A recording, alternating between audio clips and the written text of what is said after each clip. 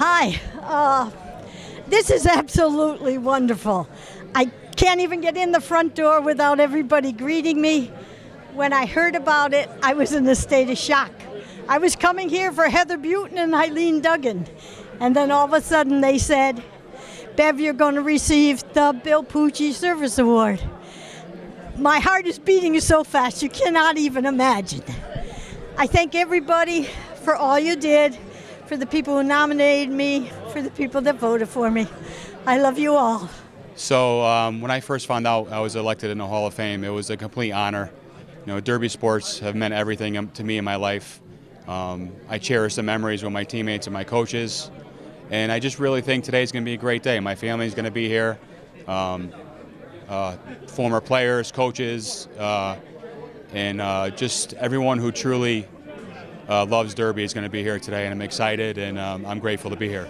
When I got the call from Mike Kenichi saying that I was going to be inducted into the Derby High School Hall of Fame, my first reaction was surprise and then elation.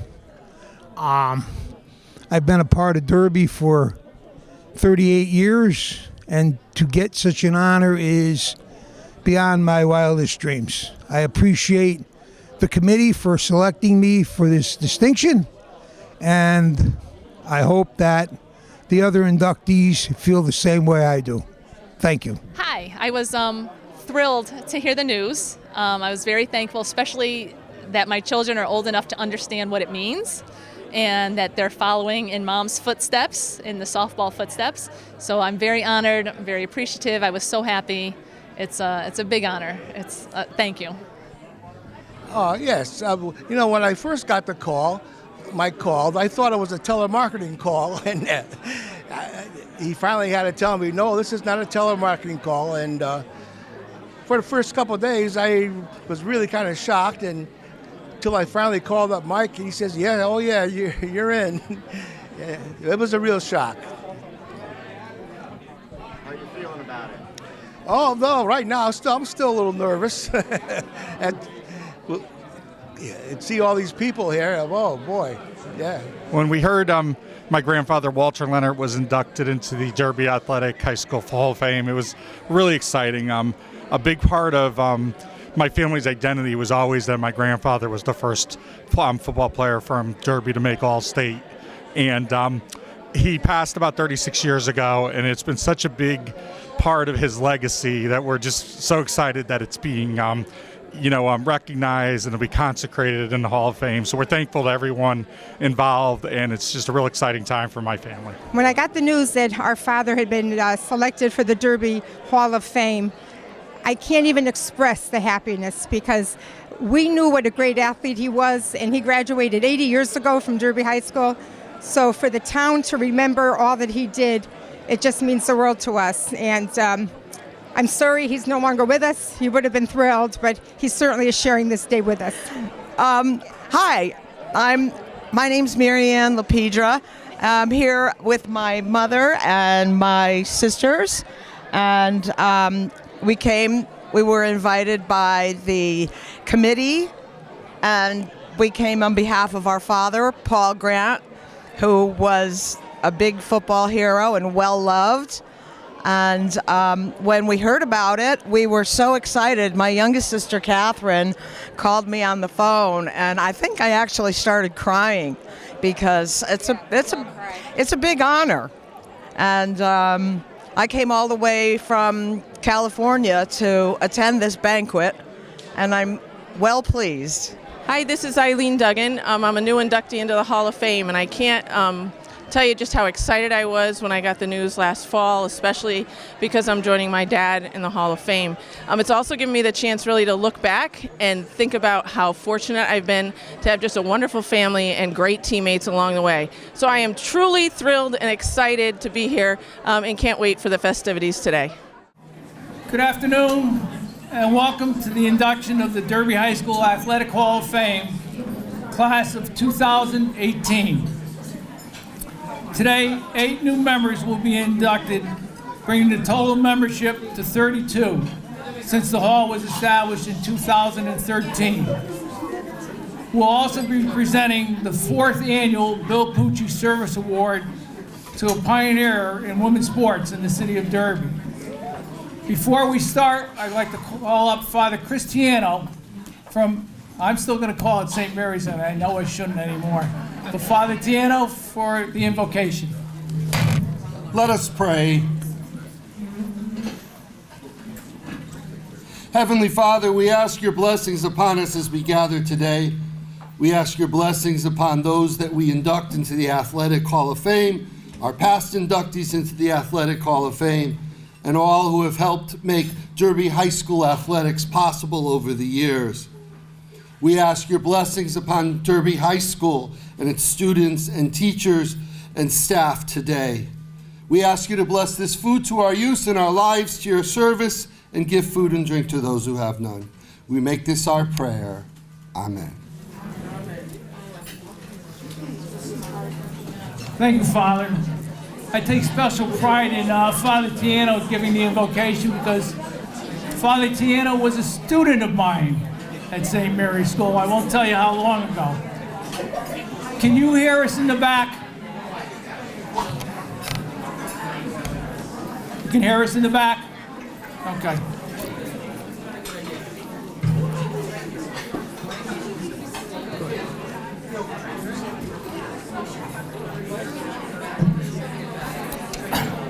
The Derby High School Athletic Hall of Fame was started by a group of dedicated volunteers whose purpose is to increase awareness of the rich and storied history of Derby High School and the outstanding players, coaches, and other relevant personnel who have represented the school and community with pride and dignity over the years. The current committee members are Mike Kenichi, Ray Silvernail, Jen Moffitt, Dan Shea, Walt Bicedecchi, Steve Owens, Brent Cavallero, Fran DeGennaro, Bob Ahern, Tom Abel, and Corey Bartone. I'd ask you to stand up, all the members, for a round of applause.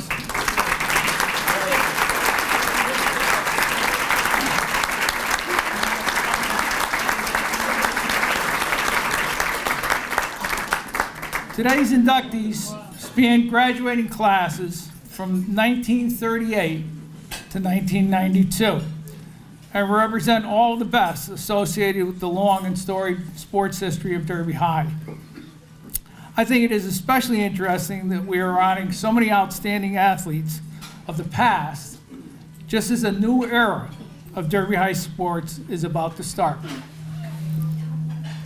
When this banquet is held next year, Derby will be in the midst of the first year at the world-class facilities, marking the incredible transformation of the area once known as Coon Hollow Park, which opened just about 100 years ago this year. Today, it is the Ryan Athletic Complex, named for Hall of Famer Nuggie Ryan, with a football field named after another Hall of Famer, Lou DiFilippo. And there's also a little street there, we don't know what will happen with that, named after another Hall of Famer, Charles DeCenzo. The new baseball field will bear the name of J.R. Payton, a two-sport athlete and 1915 graduate of Derby High. The track team, which is currently undefeated, will be able to have their first home meet since 1992. And all the teams will find a new Payton Fieldhouse without equal in the state of Connecticut. Before we get into the speaking program, we have a short video for you that was put together by committee member Dan Shea. Thanks again, Dan, for putting that together. In case you didn't catch it, the song is entitled Hall of Fame by will.i.am. Now, I have to tell you, I didn't know the song and I didn't know will.i.am, but I did pull out Shazam and got it for me. So. And with that, we want to get started. Our first speaker today is the captain of the city, our mayor, Richard Zekin. Rich? No? Okay, we'll bring him up later. I guess he's not here yet. All right. Next up is a great friend and supporter of the committee and the leader of Derby High School, Principal Martin Pascal. Martin? Thank you, Jack. I need a new picture. Rachel just told me it looks like a mugshot up there, so I guess I need a new Hall of Fame picture for the committee here. First of all, I want to say thank you to Jack, Kanich, Maf, all the other committee members. This is our 4th year, and when it started, it was not this, and it's grown every year. It has definitely become the event to be part of, and I'm very proud to be part of that event. For those of you who don't know me, I'm Marty Pascal. I'm the principal of the high school. I've been at the high school for 6 years. Before that, I spent a little bit of time in another Valley community, helping out with football and being part of the sports community. I'm a really big believer in student athlete. I'm very happy that my kids are growing up now. My son Martin is 7. We had little soccer this morning. Stella, my daughter, she's 4, 5, she just turned 5. She had soccer canceled this morning, and being part of sports is just phenomenal. Thank you for bearing with me as I kind of lead you through my little family history there. I get the privilege every day of going to Derby High School and being part of the tradition. And we walk around the high school and we see a lot of Derby pride, and it's important that we talk about what that actually means. The traditions that run deep at Derby High School are really important to me. I'm very proud to have Kanich and Maf who keep that alive. It's really important. I hear a lot about things like the Sparrows and a lot of the old timers who were around, and I know the guys in the back are always out there supporting all the sports, and I thank everybody for that. I'm also very privileged to get to see John D. most mornings. For those of you who don't know, John D. is still walking the hallways of Derby High. We know when John's helping out as a substitute, and we know when John's at the high school because there's a little trail of coffee that follows him from his entrance into the high school. And I know, John, I'm sorry, but I had to give you a little bit of ribbon. I also want to give a shout out to Ben Bartone. We get to see Benny, Gino, and a lot of the other guys in our detective bureau. We have a great relationship with our detectives in our police department, and they do a really great job of supporting our community. I also want to give shout out to Kelly and Bev and her clan.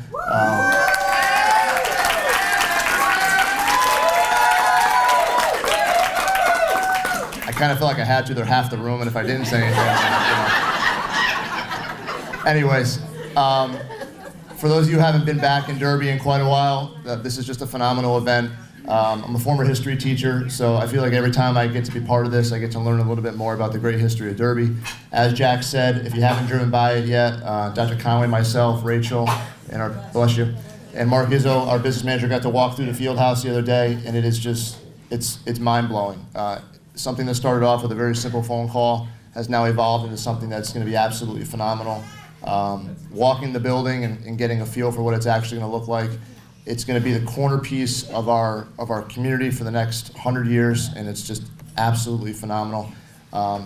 Thank you for being here today. Thank you for supporting Derby. And go Big Red. Marty, just a quick word of warning. I hope you realize that John D. does have the microphone last today. Okay. And I know that Marty always asks to go on before Dr. Conway. I don't think it's just because Dr. Conway is his boss, but you'll see in a minute whenever we bring Dr. Conway, he just says, I know he's a transplant, but he's got Derby blood running through his system, and the changes in the school system have been remarkable. So, Dr. Conway? Thank you, Jack. There are many incredible Derby legends in this room today, and I know we all can't wait to hear their stories, so I will keep my remarks brief. These are legends who, by their actions, have actually helped create traditions that we celebrate today. And the more you can listen to their stories, the more you hear and learn just how those traditions were created and how the legends we are going to honor today are made. As we gather today as a family to honor our past, to honor those who have played on our fields, coached on our fields, defined our teams, defined our culture, defined who we are as a community, a city, and as a family today, I would like to begin by thanking Mike and his incredible team. Without those efforts, but because of those efforts and the months of planning leading up to today, we have purpose. It allows us to come together as a family and to honor our inductees, who without knowing, but by their actions, gave us purpose to come together, to celebrate their legacy. To our inductees, when you were on the field, on the court, on the track, on the mound, competing every play, every down, every pitch, every sound of the starter gun, for every second off that clock, for every win, and yes, in every loss.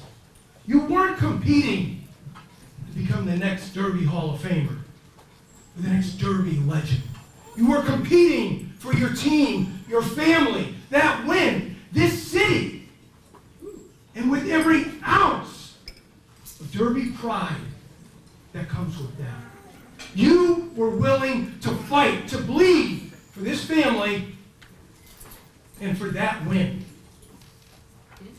Those actions, your grit, your strength to carry your teammates, your family members to that win, is what we are gathered here today to honor. Each one of you has given and continues to give this city and every family member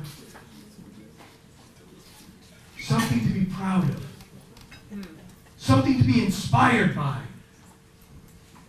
something to assimilate to, a record to break, a purpose to dream, but most importantly, a purpose to gather once again as a family and honor our past. To plan for, to reminisce about the traditions that continue to define who we are as a family and what makes this family and this city such a special place that it is. So to our inductees, thank you for your contributions on and off the field, then and down. Thank you. 5 years ago, this Hall of Fame was just a dream. And that dream belonged to Derby High grad Mike Kenichi more than anyone else. Lots of people have dreams, but not many people work to make them come true. Mike Kenichi made his dream, and that's why we are all here tonight. Mike? Thank you, Jack.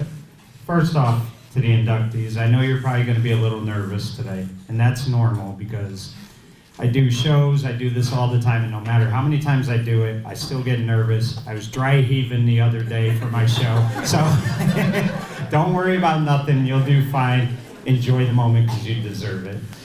As Jack mentioned, we started this dream about 5 years ago, and we made it a reality.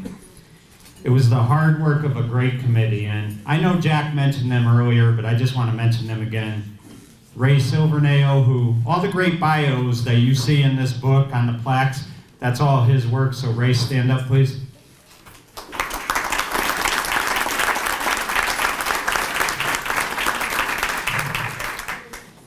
On don't know if Jen Moffitt has ever had 4 hours of sleep, because every time I turn around, this girl is all over the place, like a chicken with her head cut off.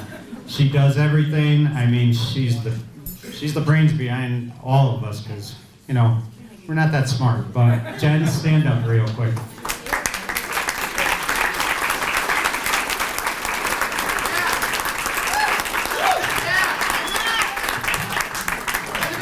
Jack talked about the great video that we just saw, and you've seen this guy do many videos over the years. I can think back to the 1990 Derby football state title video he did that. I'll tell you what, when I'm at the gym and I'm on the treadmill, I just put that on and I watch it, and it gets me through 45 minutes. And he's just a great person to have on the committee, and that's Danny Shea. Dan?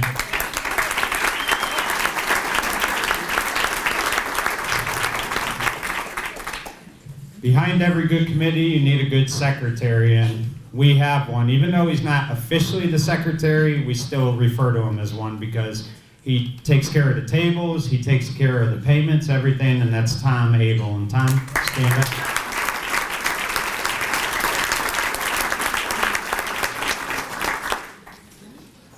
I've been friends with Steve Owens a long time. I don't think a day goes by we don't have an argument in some way, but we get along great. I mean, he's a great guy. We spent many, many hours researching stuff, and no matter what the situation is, Steve always bleeds Derby red. So Steve, stand up.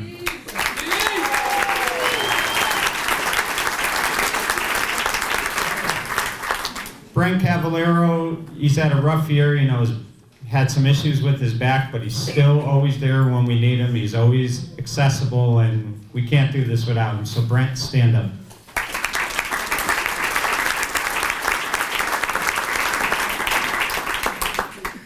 You know, when I first met Walt Biesadecki, I was really happy to have him on the committee, because I don't know if I've ever met a more passionate guy about Derby sports. Walt really is. He loves the history of it. He appreciates everything behind it. And we can never say enough good things about him. So Walt, stand up.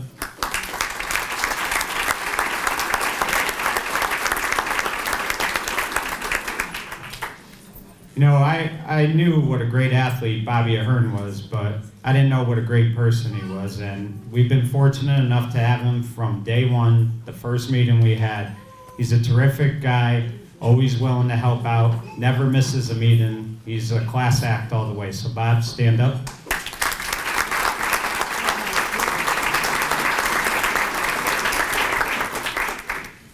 A couple of years ago, we added a new member to the committee. You know, it's always good to have new members come in. And Fran DeGennaro, I mean, I'll tell you what, he hustles like crazy. He always gets us a different ad every year.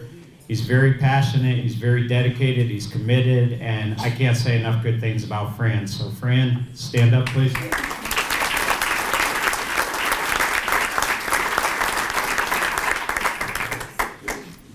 I cannot say enough good things about Corey Bartone. Corey has been there from day one.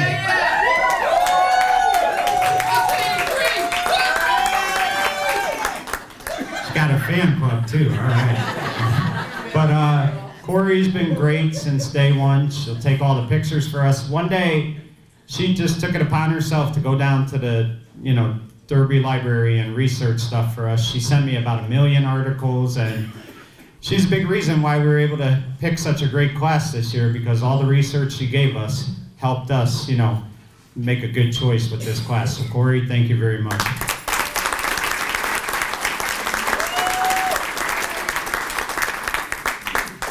Any committee member I missed? I think I got them all, correct? Okay. And of course, I cannot say enough about Jack Walsh. I must bother him like crazy. I send him emails all the time. We reminisce about stuff. I'll tell you, one day I'm going to do a show on Kasdan softball, because me and Jack talk back and forth about Kasdan softball all the time. And I'm jealous that I never got to see that. But Jack, thank you again. I can never say enough good things.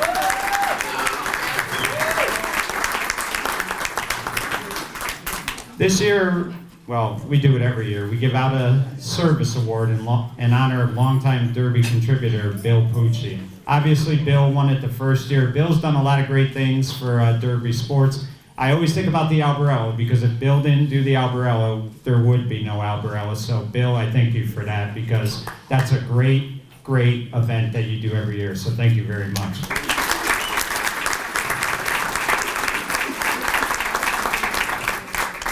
We also had Jim Mascola and Don Piscaneri the last couple of years. This year, I'm very honored to pick a new person for that award. And, you know, I could say a million things about Bev Moran. She's done so many things.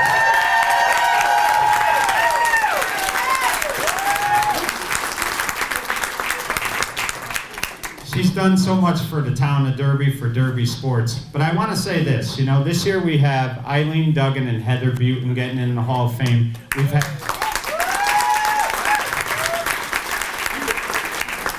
In previous years, we had Diane Paquet-Lenskode, we had Dawn Stacken, and I can tell you this, that we will induct future females, but I could promise you this, that none of them would be here today if it weren't for Bev Moran.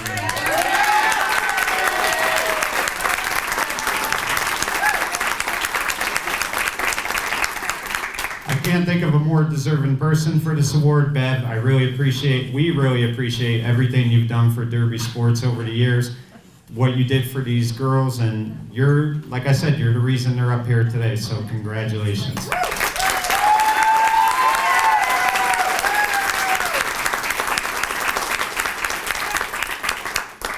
To this year's inductees, what could I say? You know, this was the toughest year. I think we all would agree this was the toughest class we had to pick. The first three were no-brainers. That was easy, you know. We knew who they were. This year was a little tough, but I can tell you how enjoyable it was. You know, I mentioned Steve Owens and myself. We spent some time at the library. Yeah, we argued a little bit, but not as much as when his father would yell at umpires. But Steve and myself, one day we're just researching Walt Leonard, we're researching John Tiano, Paul Itch-Grant, and I can tell you, I mean, this is why we love to do this, because we were so fascinated by the history of this. And that's the one thing that sometimes I think has hurt Derby over the years, is sometimes people forget tradition, they forget history, they forget memories. Those things should never go away. That is a big part of who we are. That's a big part of our town, our sports. And we're never going to let that die. I promise you this. Just because we might go away someday, the memories, the legacy, and the history of Derby sports will live on forever.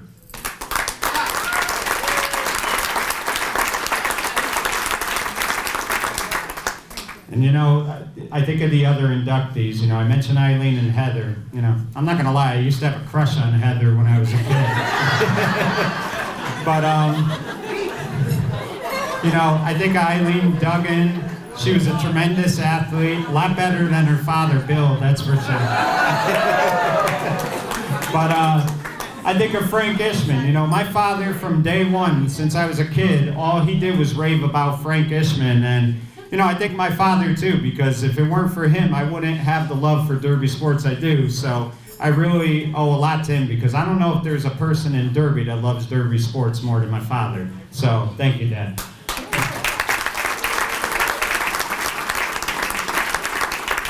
But Frank, I'm researching you, and I got to be honest with you, man. I mean, when I see you, my hand shakes, because I'm just in awe of you. You're tremendous. You know, Walt Leonard, I mean, the stories we read about him, John Al Tiano, Paul Itch-Grant, and then, you know, I mean, Ben Bartone. I mean, Steve Owens and I talk about this all the time. If we tapped the ball when Ben pitched against us, we felt like we accomplished something, because that's how good he was. And then, of course, you know, Coach John DeFrancisco.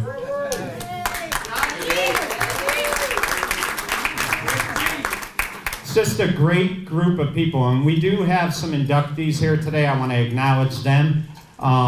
First off, Walt Buster Jadek, please stand up.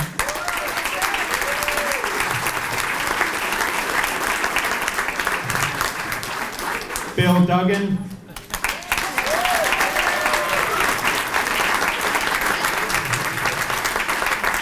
Diane Paquet.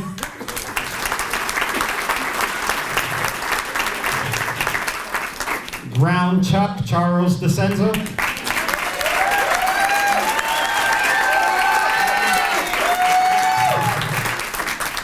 Greco.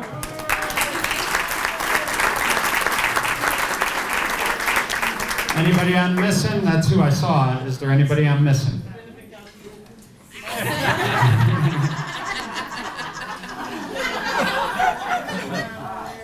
Oh, and of course, see, I do this all the time because he's on our committee and he's such a great guy. I tend to forget he was an even better athlete, Bobby Ahern. Bob.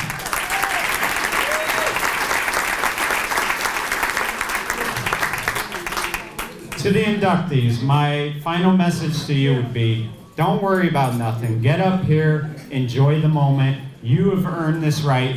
You deserve to be here. Because you know what, guys? When you're 14, 15, 16, 17 years old, it's not easy to leave school every day, go to practice, whatever it might be, and commit yourself to something, and you all did that, and you deserve to be up here, and we're very honored to have you. Awesome. Now, I want to put everybody at ease. I figure this will relax the inductees. So, John D., real quick, okay? Your good friend, Doc Mamora, he wanted to congratulate you because he's very happy you got in the Hall of Fame.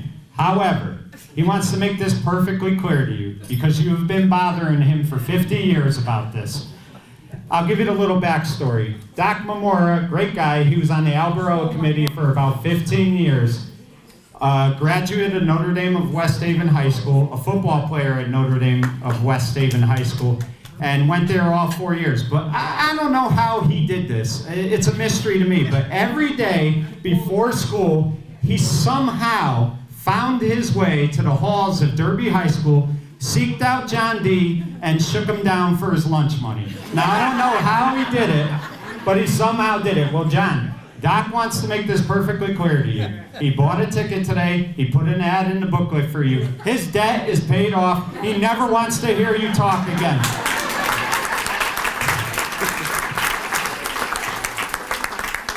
On that note, congratulations to everybody. God bless, and let's induct these Hall of Famers. Thank you. Wow, that's a tough act to follow. By the way, though, Mike, thanks for the plug for Kasdan, because I don't know if you realize it. John D. will be the 4th Kasdan player inducted into the Derby High School Athletic Hall of Fame. Vince Greco is sitting in the back. Charlie DeCenzo is sitting at that table. Of course, John will be up shortly. And Ken Pereira as well. So, with that, I think you put a lot of pressure on Bill Pucci, okay? Because Bill gets the honor to present our first award today, the Bill Pucci Service Award. And what better person to give the award than Bill Pucci? He's all the way in the back, and I told him he'd get a big round of applause walking all the way to the front. Bill?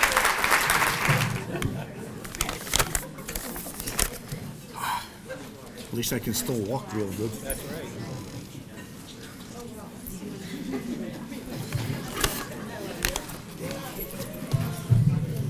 Hello, everyone, and welcome. Right off the top, I'd like to congratulate this year's Hall of Fame inductees. A real great bunch of people who are not only great athletes, but I knew them in real life, and they were also good people. Plaudits to Mike Kenichi and his Hall of Fame committee, who worked so hard at researching Hall of Fame candidates. Many of us former athletes agree. Mike and his committee has breathed new life into Derby athletics. I want to personally thank Mike and his committee for honoring me with the Bill Pucci Service Award and for giving me the opportunity each year to present the award at each dinner to a deserving recipient. I especially want to congratulate my former teammate, Frank Ishman, who is being inducted today. Hall of Famer Bob Ahern, Frank, and I, we all came out of the same backfield, right? And we all were Alberoa Trophy winners, so I'm very proud to be in their company, right? I got a few other guys here that played on my team. When I was a junior, we had a real swift running back, Joe Rossetti. And we also had my cousin, Big T, Anthony Tiano, who I used to line up behind because he was so big, I used to hide to make sure I could get around him. I would also like to single out baseball coach John DeFrancisco. When I was a sports writer, the Derby coaches, besides John, were very good to me. They, win or lose, they always had time for me, and they were very cordial. So I want to thank John and all the rest of the coaches who I used to cover. Right. Finally, congratulations to my uncle, John Al Tieno, a former great Derby athlete who's being enshrined today. He and my mom were brother and sister. His mother and father lived upstairs from me, so Uncle John used to come down and visit us almost every Friday. Sometimes he used to bring pizza, right? Growing up, he spent a lot of time in my house, and we were talking Derby football and discussing the football Giants and the New York Yankees. Again, congratulations, Uncle John. You deserve this honor. It was a long time coming. Thanks to everyone for that. Now for the top award from me tonight. Bev Leonard Moran.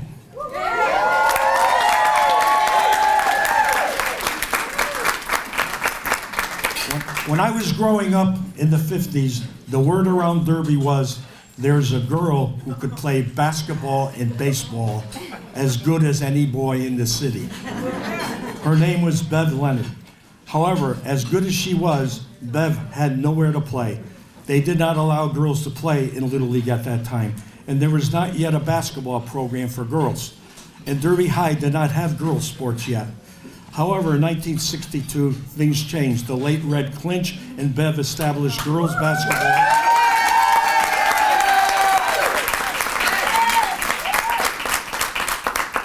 You're going to make me lose my place.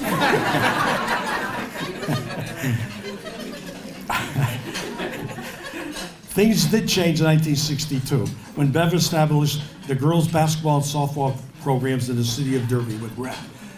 Bev also got a chance to promote her own athletic ability, excelling in both basketball and softball in various leagues around the area. Her service to girls' sports began as a coach at Derby Middle School and then Derby High School, followed by stints in other area schools.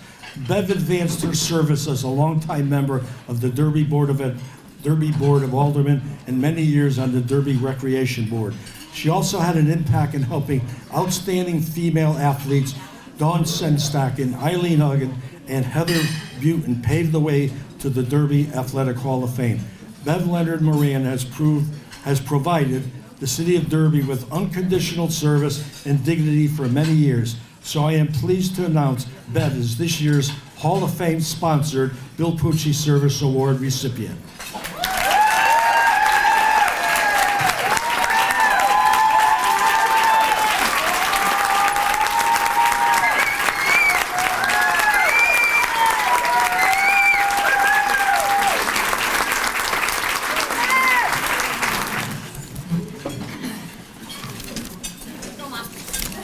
I hope I can do this.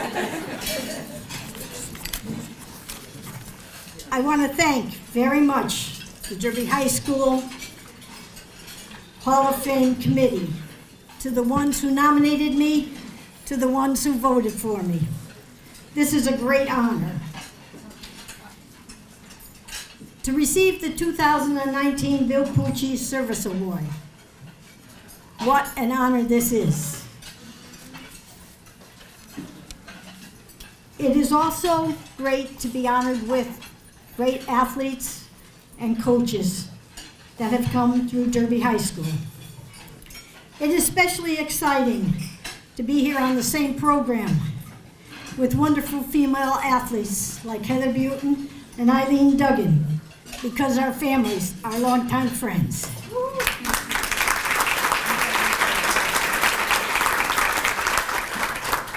When I was at DHS, there was no such thing as girls' sports. There might have been intramurals, volleyball, and girls' basketball. Read back on what that was. In 1962, I approached Red Clinch, and I said, it's time for the girls' programs. And in Red's way, he said, go ahead. Not I'll help, he said, go ahead. So twice a week at Bradley School, Mr. Duggan, we had 8 teams. We played at 6 and 7 on Monday and Wednesday nights. In the spring, softball followed. When we played softball, it was on the corner of Ryan Field. There was a softball field right near where the scoreboard is. And it was there for years. And that's where we started. And then they decided to close that. We had 8 teams. Where were we going? We were sent to the picnic grove. Not the best, but we made do. The city received a grant for fields at Bradley School. And your moms and your dads and your grandparents went to these meetings and fought for that softball field that still stands at Bradley School.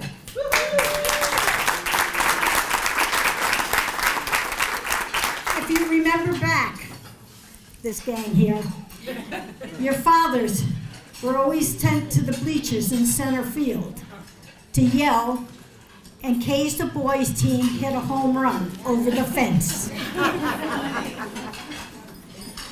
In 1975, I volunteered at Derby Middle School to coach the girls' basketball team. And in 1979, they hired me at Derby High School. I was there to 1984 and retired for a couple of years when Jack said they're looking for a coach at Platt Tech. I think he was trying to get me out of the house. I ended my coaching career at St. Mary's St. Michael's School with the 5th and 6th grades. In 1972, my friend Chris Robinson and I went to Red Clinch again and said, we think it's time for a women's slow pitch softball league in the Valley. With the help of Jim Carey, we organized a league that played 5 nights a week. We had fields in Derby, Shelton, Ansonia, Seymour, Oxford, and even one in Beacon Falls. What great times we had. Just ask me. Most of the players here today have gone through every Derby program and survived. Wander over to where my family and my lifelong friends are. There's a book wandering around with pictures and articles. You'll get a big charge out of some of them. It might even bring a laugh or two. And so, I would like to say, especially to my ball players right here and wandering around the room,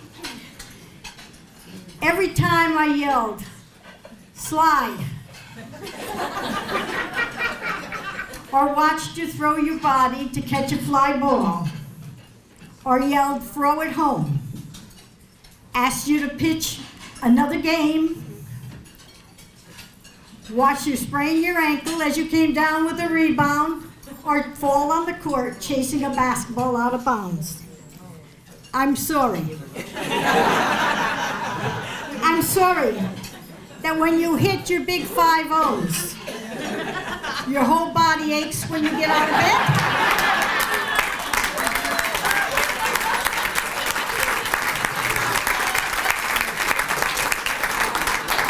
You can't raise your arm higher than this without pain. Don't forget about the suicides. Yeah, well. And then some great doctor will say, we have to put some hardware in your knee, in your ankle, and a total knee replacement. I'm sorry I didn't tell you. But nobody told me.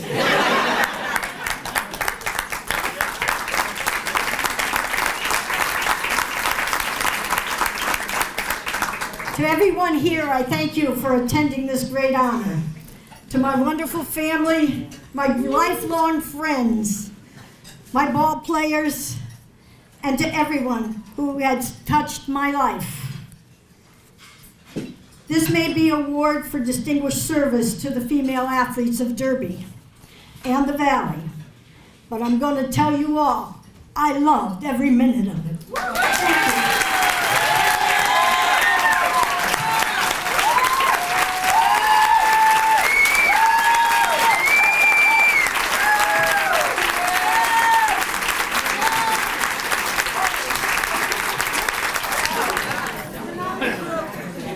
Thank you. Again, Bev's participation marked a real change in athletics in Derby, but a little secret that most people don't know.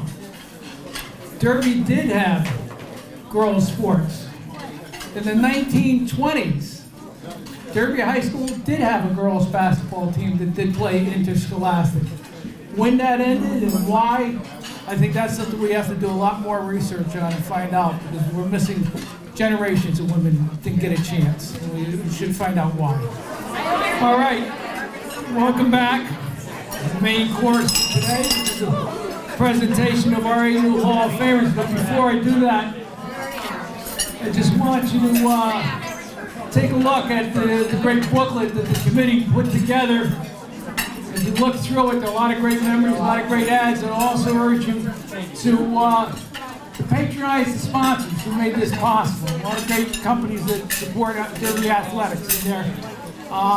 And I also want to tell you that the t-shirts and whatnot will be on sale after the presentation.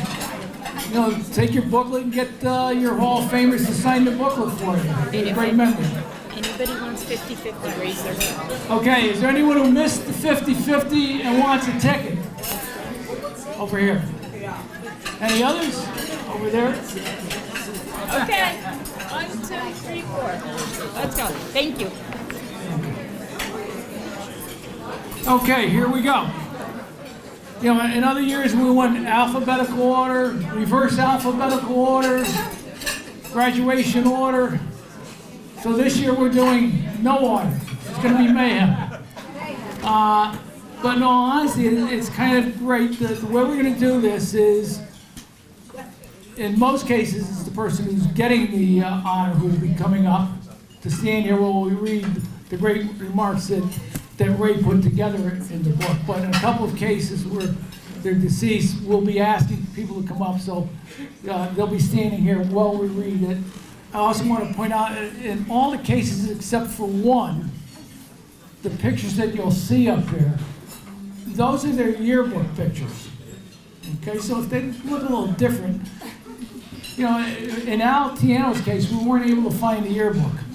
So we don't have Al Tiano's yearbook picture, but I think we've got a pretty good collection. I do want to point out something in these pictures, though. Okay, before we start with Al. Was Coon Hollow Field. Look at the number of people at a track and field meet. Okay? And keep in mind, we have not had a home track meet since 1992. That's really going to be something special next year, especially since the team is so great. And the other thing I want to point out is the picture of him crossing the goal line. Well, look at the background. No bleachers. Okay? Because that's when the field opened. So, you know, they didn't add all the seats, but that was a heck of a team we'll talk about. So we'll get started. So our first honoree will be John Al Tiano, Derby High School class of 1938. And I'm going to ask his daughter, and highly respected Derby educator, Linda Capola, to come up and accept for us.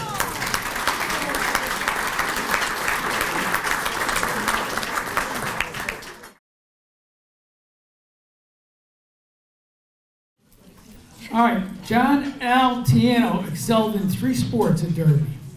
He was a member of the legendary 1937-38 basketball team, nicknamed the Moxie Five, a Class B squad that Coach Nuggie Ryan opted to enter into the larger Class A tournament, where they were finally defeated by a team that went on to win the state and New England championship.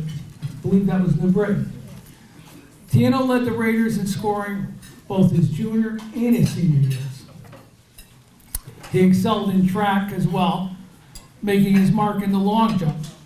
However, it is in football that he is most remembered, and we're hearing the nickname Al, because his running style reminded people of the legendary Albie Booth at Yale. A 3-year starter, John could pass, punt, and run. John's outstanding play was instrumental in the Raiders earning 3 straight Housatonic League football titles, as well as the incredible 1937 Class B state championship.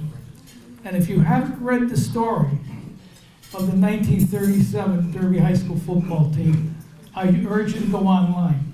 I think it's the most incredible story of any athletic team to ever play in the Valley. It's quite a story. Upon graduation from Derby High School, John was awarded a 4-year scholarship to Manhattan College, where he played basketball and football. He graduated in 1942. Although drafted by the NFL, he joined the Army, where he served for 4 years in the Air Corps during World War II. Our first honoree, John Al Tiano.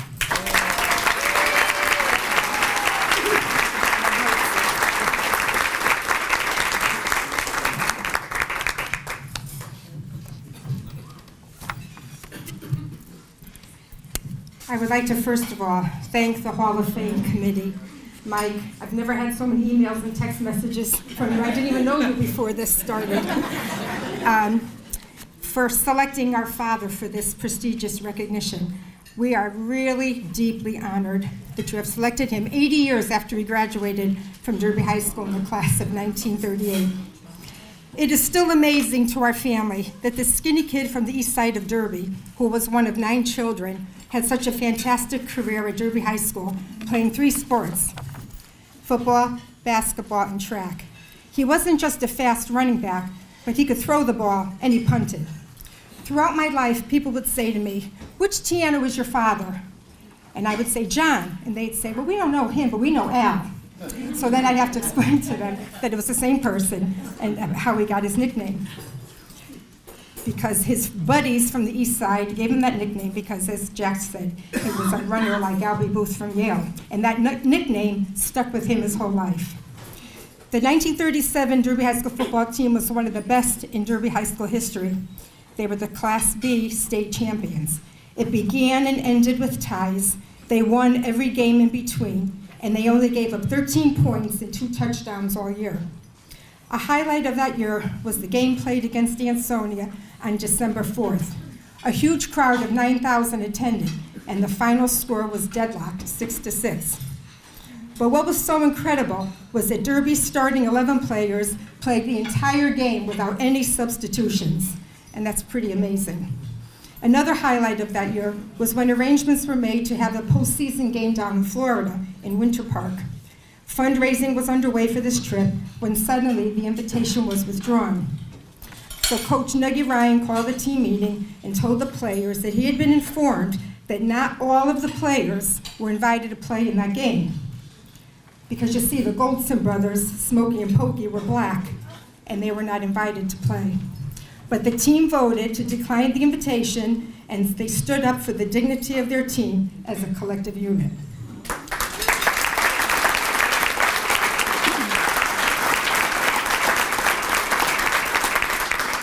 My father also excelled in basketball.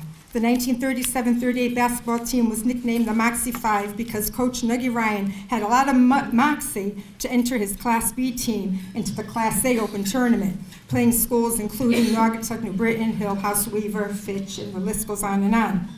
They upset Bulkley, which was the #1 seed, 29-26. We don't have much documentation on my father's prowess in track, but that one photo says it all. And if you're close enough, you can see that his finger is pointing down like, "I got this," and with a big cheesy grin on his face. But we are just amazed at the crowd, the men in their jackets and suits, and the kids all dressed up for a track meet. And that was in 1938. But that is certainly one of our favorite photos of his career. When Derby played Stanford in a championship football game, one of the refs was from Stanford. His name was Scalzi. And he recognized my father's prowess, and through him, the connection was made with Manhattan College, where he received a full 4-year scholarship. Remember, he was one of 9 kids, so if he didn't get that scholarship, he would not have been going to college. When my sister and I were growing up, we listened to his stories about Manhattan College and how we hitchhiked back and forth on the Merritt. And he would show us his memorabilia from those years. But I have to say, it wasn't until the grandchildren came that it impacted us how lucky he was to have gone to college in 1938. He would bring out the program booklets from those years and his green Manhattan cardigan sweater. And it was impressive to read about him playing against teams like Fordham, Georgetown, and Auburn at the Polo Grounds. And when they played Boston College, they played at Fenway Park. I don't think my grandparents ever saw him play there, but I do know that my Uncle Tony Tiano had a car, and he would drive my mother and my father's friend Louis Greco to those college games. My father lived and breathed Derby High School sports, especially football. We were lucky to live right across the street from Ryan Field, so we always had a lot of activity going on. My father was an insurance salesman and got home early enough every afternoon to go over to the park, because he called it Cunhallo, to watch the athletes practice whatever sport was in season, as well as scrimmages, JV games, freshman games, and of course the big game every Saturday morning at 10. During football spring training, he would come home for supper and talk about the upcoming season. In those powerhouse years when the Raiders were unbeatable, and we would ask him how the team looked, he would nonchalantly say, "Oh, they'll be 10-0 this year." And then he would proceed to name the upcoming players moving up from the freshman and JV teams. And we had to get to the park early for those games, even though we lived right there across the street. We had to get a good seat. But he never sat with us, though he was too busy pacing up and down the sidelines, yelling to the players to block or to run faster or to run down the sidelines. My poor cousins who played football, they really had it the hardest, because he would yell at them not only during the games, but after the games and on the weekends when we visited our grandparents. My father had great pride in his hometown. He loved Derby, and he had a great affection for his many teammates throughout his lifetime. That class of 1938 was unique, not only in its sporting achievements all those years ago, but throughout their lives in our community. Many of his teammates and classmates remained in Derby in their careers, in our parish, in politics, serving as mailmen, police officers, and community leaders. Their names are all familiar to us: Cesaroni, Saldamarco, Pepe, Ferrara, Cavanolo, Callahan, Shepard, Mistuzzi, Leonard, Palaferno, and we could go on, because their children also attended Derby High School and continued that legacy of greatness and pride. I want to congratulate all of the honorees this afternoon. You come from a long line of great athletes in Derby. Congratulations to Bev on receiving your award. And my sister and I and my entire family, we are so proud that our father has been added to the Derby Athletic Hall of Fame. And all of you, all of our Hall of Fame members, you are a big part of the greatness of our little city of Derby, the city with the big heart. Thank you.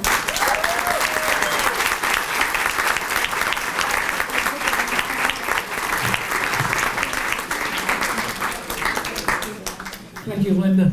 And thank you for all that you've done down through the years in Derby education. You're a Hall of Famer yourself.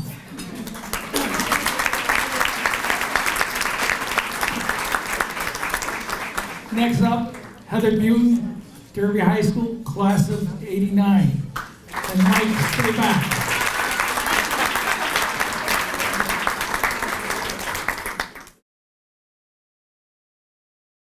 Though she played other sports in high school, Heather Buten is best known for her dominance as a pitcher for the Derby softball team. As a junior, Heather won 19 games and struck out 179 batters, including 16 against East Haven. She also hurled 2 no-hitters that year, one of which was a perfect game against Seymour. Among her state tournament highlights was a sterling 14-inning performance, beating Putnam on the way to the finals. She followed that up with another stellar senior season, winning 16 games. 4 times that year, Heather struck out at least 12 batters in a game. In the quarterfinals that year, Heather had a no-hitter going into the final inning before dropping a 1-0 heartbreaker. Heather was honored multiple times as an all-Hoosier performer and continued her career success at the college level. At Fairfield, she accomplished a 1.18 career ERA, the 4th best in conference history. Her 0.80 and 0.79 ERAs in back-to-back seasons are among the all-time best in the Fairfield softball annals. Heather Butin.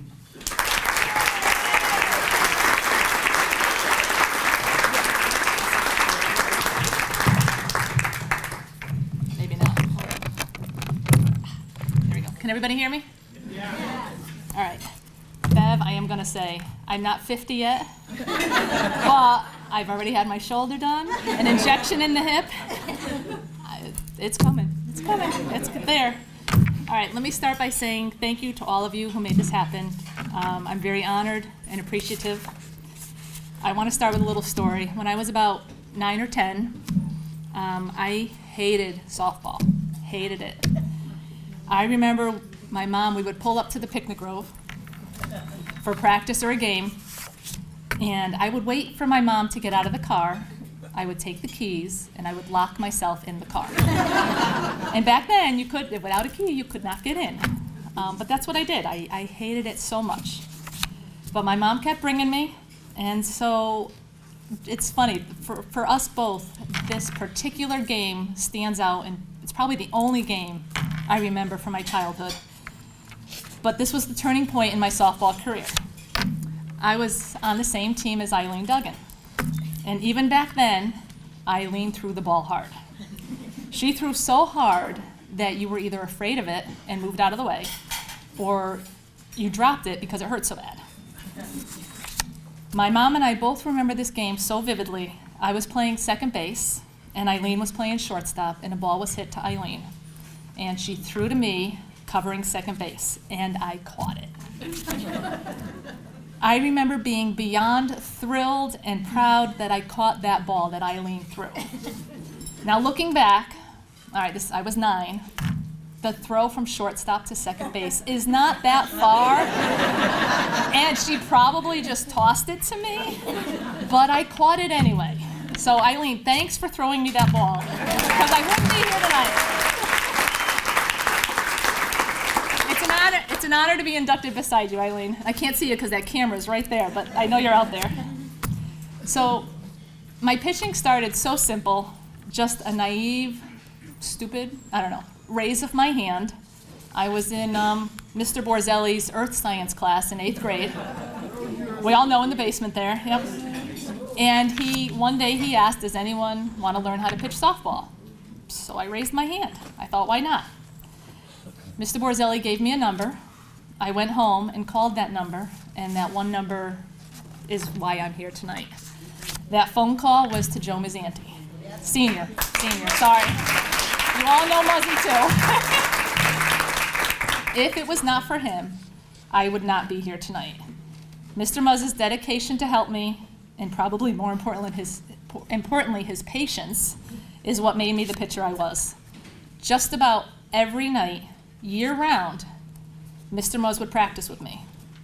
In just 1 year, I went from being 13 and literally pitching the ball over the field house at the Little League field to starting the first varsity game of the season against Ansonia as a freshman. Yeah. And we won.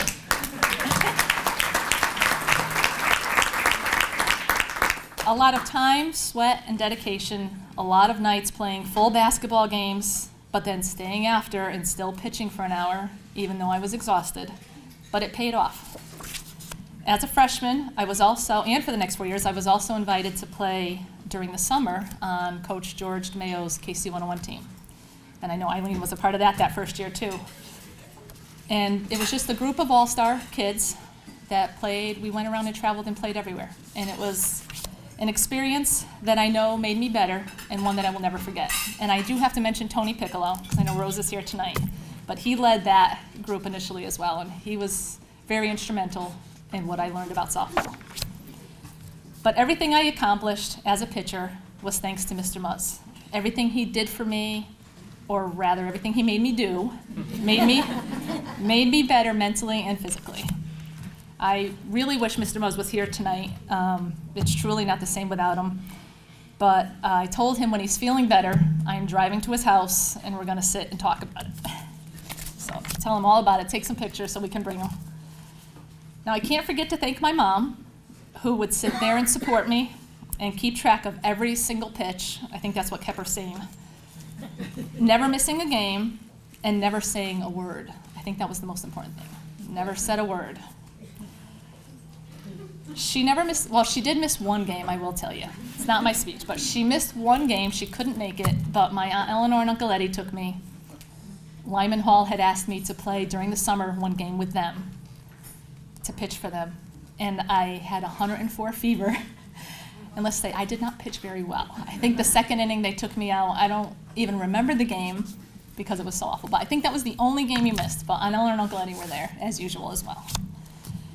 I wish I could do the same for my kids. I'm sure trying hard to do that, but with 3 kids and 5 sports, and I'm the coach of one of the teams, it's not easy. For years, I was not involved in softball. It was just too much. My kids were too young. But then last year, my 2 little ones signed up for Little League Baseball in Derby. And I got my glove out, and it felt good. Although my kids would say to me, "Mom, you don't know what you're doing, you don't know how to throw." And I would say to them, "Yeah, I kind of do. I kind of do." But after this Hall of Fame announcement in the fall, my youngest daughter, Paige, decided to switch from baseball to softball. And so I offered to help, and now I'm the head coach for her coach pitch team. Try pitching like that.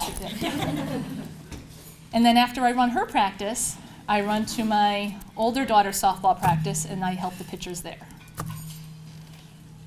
Then on the few nights that we are not softballing, my son has baseball, or we're in the backyard, the girls are always saying, "Come out and play with us, come out and play with us." So I went from being not involved at all to basically living and breathing ball again. And you know what? It feels good. Passing on what I know, and I know the girls are thankful. Even Hallie's team, they've come up to me and thanked me already.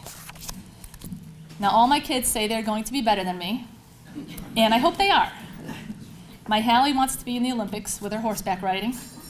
My Paige wants to be the supreme softball player, soccer player, and swimmer.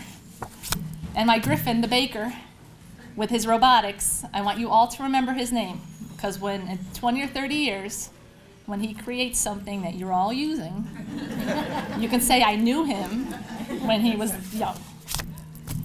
I think they feel it makes me jealous, but they don't understand as a mom, I would love nothing more. If they were better than me, so I tell them, please, practice, practice, do your best, and just be a good person. Be better than me, but remember, I will always love you no matter what. As long as you are a good person, I couldn't be happier or prouder.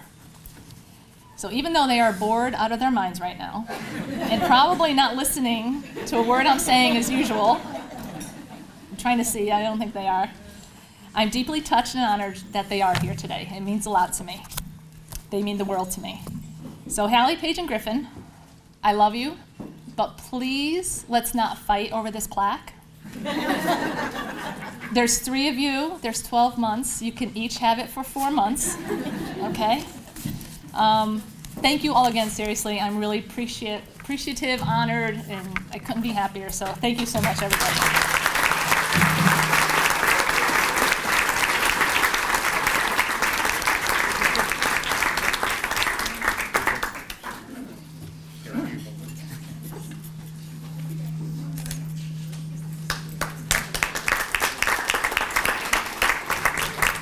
Well, Mike at least got the picture. Congratulations. All right, our next awardee, Walt Leonard, Derby High School, 1941. Representing Walt is his grandson, Greg Schulte. Greg? And give props to Greg because yesterday at this time he was in Indianapolis and he made it back to do this today.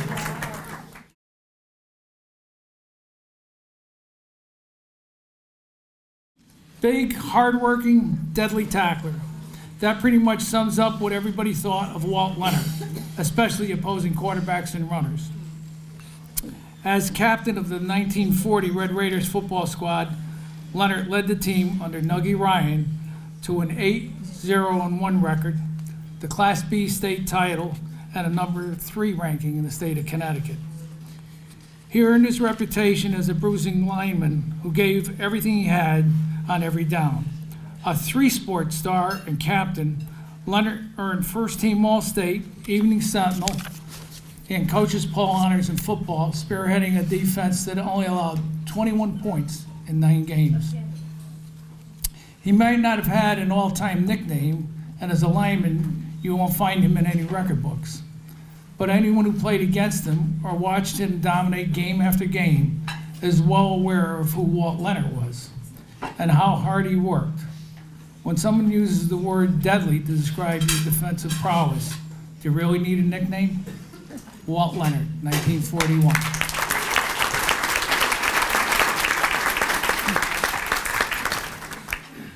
Honored inductees, honorees, their enthusiastic families and friends, members selection committee of the Derby High School Athletic Hall of Fame, and other guests.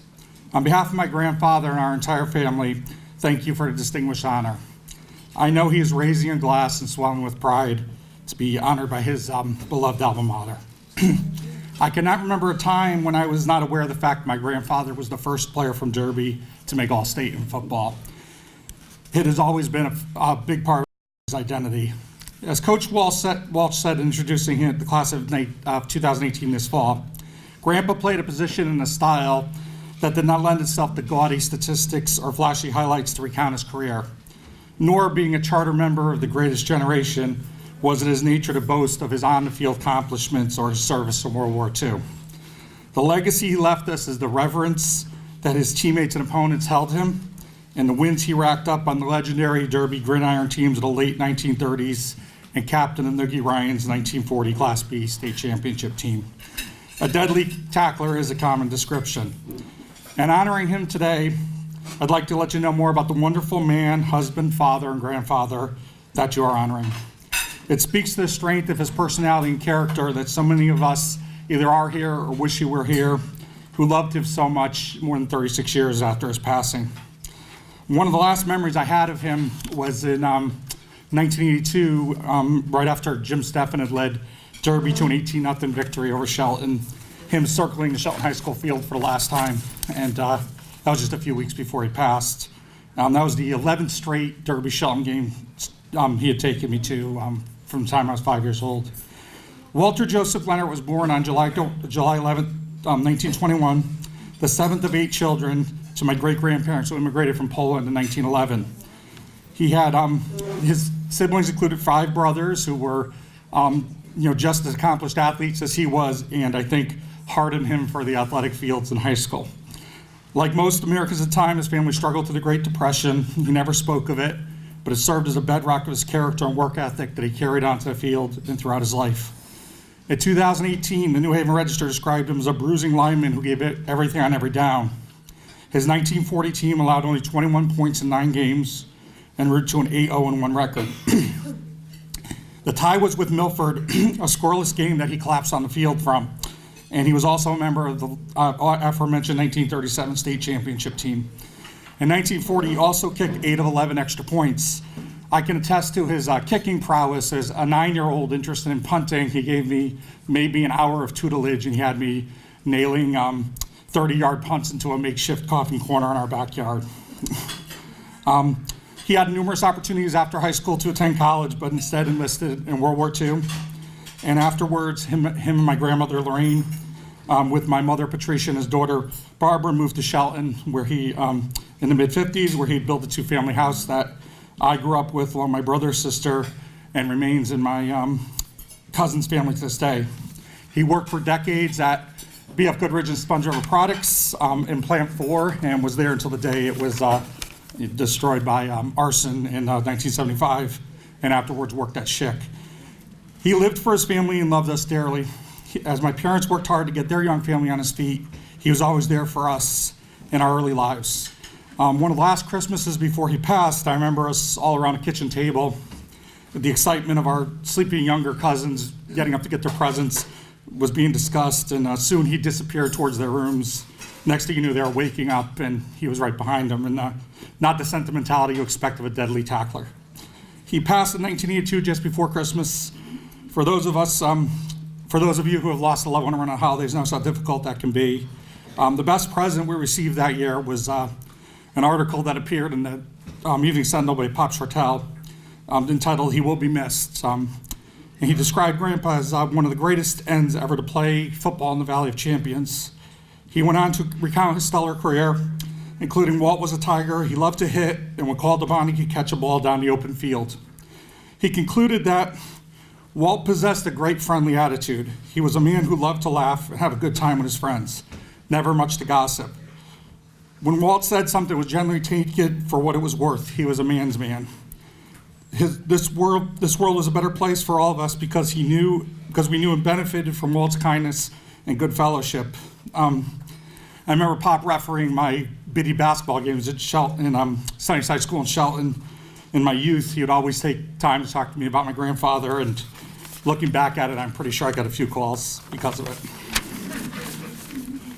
My grandfather and his wonderful spirit were taken from us much too young. It is heartbreaking to our family that my grandmother, mother, and aunt all passed too young as well. But I know they're looking down on us today, immensely proud, grateful, and thankful for this honor. I can't tell you how much it means to those who loved and cherished our memories to have Grandpa's legacy consecrated at the school he loved so much. From the Leonard, Schulte, Donia, and Hudak families, thank you from the bottom of our hearts for this gift, and congratulations to all Grandpa's fellow honorees. Thank you.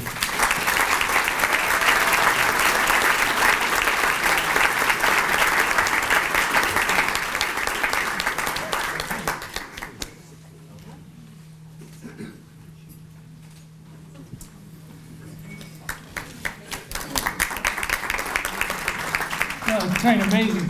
Take a look at that picture. Not a very big guy to be, this powerhouse. Great. Okay, moving on. Frank Ishman, Derby High School, class of 1961.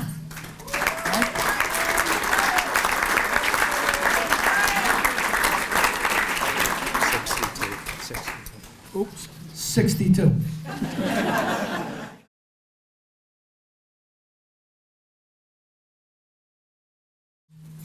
Frank Ishman was electric, both on the football field and on the track. Fantastic Frank, as he was known back then, led the charge for the Red Raiders in the early 60s, helping light the way for future greats who would follow in his footsteps. Frank became the first Red Raider voted to the All-State team since Walt Leonard, over 20 years, when only 11 players made the squad. His 1960 season highlights included an average of over 100 yards per game, rushing, along with 10 touchdowns in only 8 games. Frank was also named to the All-Valley, All-Hoosier, and Evening Sentinel teams. He was also the winner of the prestigious Albarello Award. Fantastic Frank made the most of every opportunity to live up to his nickname. He was a top performer for the track team as well as on the gridiron. He started as a sprinter in the 220 and the 440, winning many races over his distinguished career. After graduation, Frank spent several years as an electrician for Yale New Haven Hospital. Just like in high school, he was the spark plug that helped keep things running. Simply put, he was in charge of providing the electricity. Frank Ishman.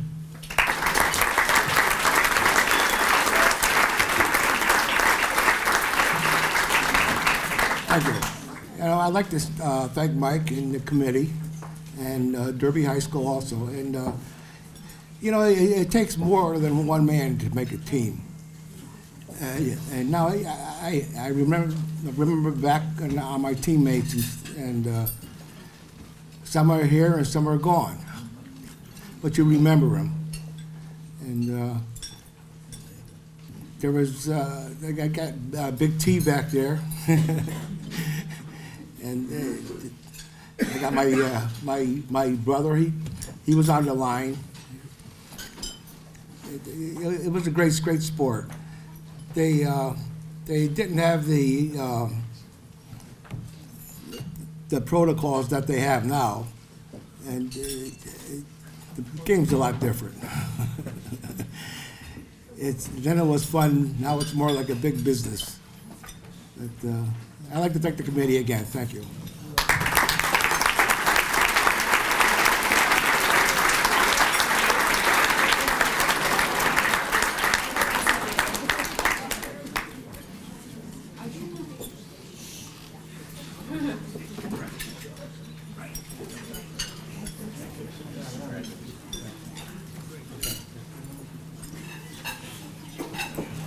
Man of few words, but an incredible football player.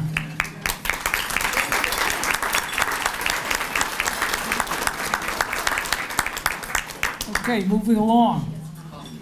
Ben Bartone, Derby High School, class of 1993. In an era of sports specialization, Ben Bartone stands out as a 3-year starter in 3 different sports at Derby High. Ben had a knack for coming up big at the right time. As a standout defensive back, he finished his stellar football career with 10 interceptions, including 3 in the 1990 state championship game. During the 11-0 title season, Ben stepped up in for injured quarterback Joe Martin for a couple of games and kept the streak alive with some inspired play just behind center. He led the Raiders to a 3-1 start during his senior season, but suffered a catastrophic season-ending injury, which cut short a great football career. He made a remarkable and full recovery in time for the baseball season, a state championship baseball season. He excelled both as a hitter and pitcher, earning All-State, All-Hoosie, and multiple All-Valley and All-Area honors. He finished his career with 19 mound victories, including 4 in the postseason.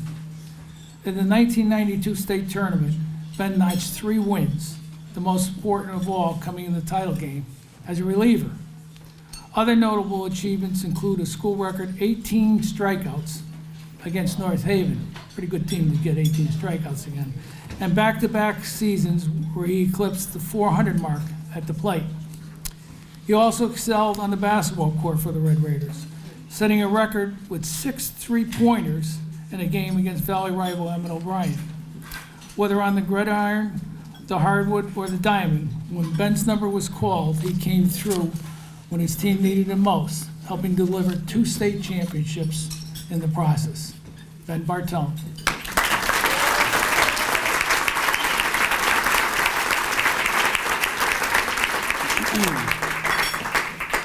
Good afternoon, ladies and gentlemen, friends and family. I'd like to start by thanking the members of the Derby Athletic Hall of Fame Committee for all that you do. I'm truly honored and blessed to be standing here in front of you today. And I thank you for making this possible. I would also like to congratulate the rest of the 2019 Derby Athletic Hall of Fame inductees. Congratulations to each and every one of you. Derby is a town that will always hold a special place in my heart. It's where my parents still live today and where I have been a police officer for the last 16 years, and I'm proud to say I'm from Derby. Derby sports have been very important part of my life and always will. It all started for me on a small but well-known street just north of the Houstonic River called Lakeview Terrace. Whether it was playing football and baseball on the street and basketball in the driveway, it was more often than not I was getting yelled at by my mother for staying out too late and not coming home before dark. I just couldn't get enough, and it was what I loved to do. Playing sports at a young age has taught me so many things. I learned how to play hard, never quit, always get better, and most of all, always strive to be the best. My career as a Derby athlete had many ups and downs. It all started as a skinny 13-year-old freshman football team in 1988. I ended up playing football for 4 years and was fortunate enough to start playing varsity as a sophomore. My junior year in football, our team finished with an 11-0 record, winning the 1990 Class S state championship and a #1 ranking in the state. It was a remarkable season, and I was part of a team that played together and always found a way to win. My senior year, I was elected captain, and I really felt that we had enough of seniors and underclassmen to compete for the Housatonic League Championship and make another run at a state championship, even though we lost so many players from the championship season before. Then I will never forget that night at Ryan Field. My career in life would suddenly change when I broke my left forearm against North Haven making a tackle. After the injury, I felt that I let down my teammates and coaches. I missed 4 games, including the Ansonia game, and returned to play against Sheehan on a cold, windy night at Ryan Field under the lights. I still wasn't 100%, but I gave it my all to help the team win. The season ended with a disappointing 5-6 record and the first losing season in Derby in 28 years. However, my football career was still very memorable and is something that I will never forget. I started playing basketball my sophomore year because I wrestled as a freshman. Our team was always outsized and had to compete with the bigger L and double L schools in the Housatonic League every game. Although we didn't win much at all, we always played hard and never quit. I played baseball for 4 years at the varsity level. My senior year, I was elected captain and was excited and confident. Our team was gritty, resilient, and hardworking. Our season was one for the ages as we made an incredible run winning the 1992 Class S state championship. Our team finished with a school record 17 wins and a number 7 ranking in the state poll. It was an amazing team accomplishment, and it was an honor to play with such a great group of teammates and coaches. One of my teammates, Pete Krasnowski, that's here today. There's been 3 very influential coaches during my high school career that are here today. Coach DeCenzo, Coach Riley, and fellow inductee, Coach DeFrancisco.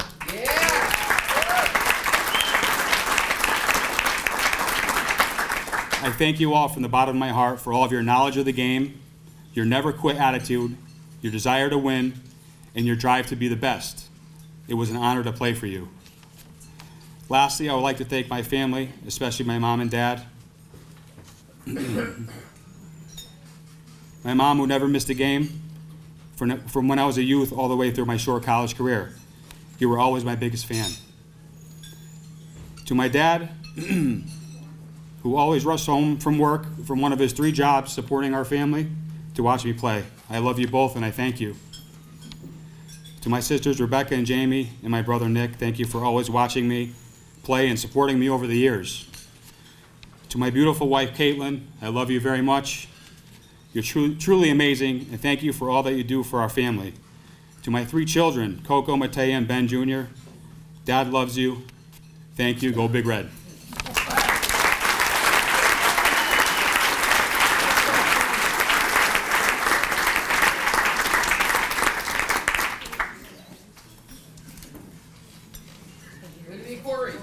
All right, we're going to step back a little bit from 92 to 1947 to Paul Itch Grant, Derby High School, 1947.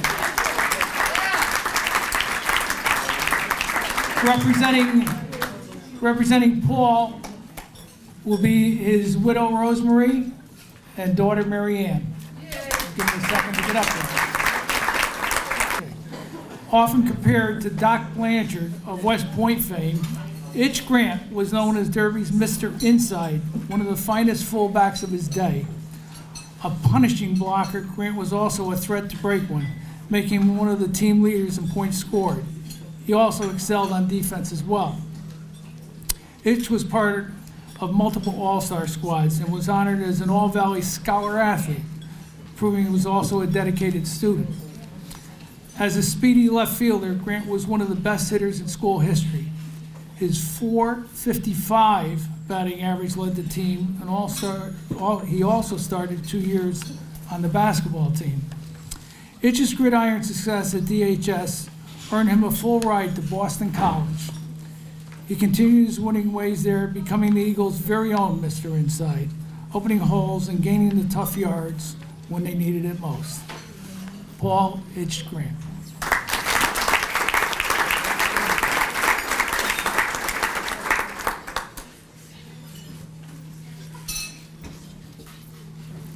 Hi. On behalf of my mother, Rosa Marie, my sisters Liz and Kathy, and myself, I'm Mary Ann, his eldest daughter, I'd like to thank the committee for this honor. Paul would have been so proud. Paul worked hard and he played hard. I remember everyone loved him, probably because he loved them. He took care of everyone, parents, relatives, friends, and co-workers alike. My godfather, Pat Blomberg, who met my dad at Fairfield Prep playing ball, would say, if Paul had 20 cents, he'd give you 15. Paul's sense of fair play and fight for the underdog was extended off the ball field as well. His generosity overflowed and helped shape my confidence with that we can do it attitude. Every achievement I've attained, I hold my head up high and thank my fathers in heaven.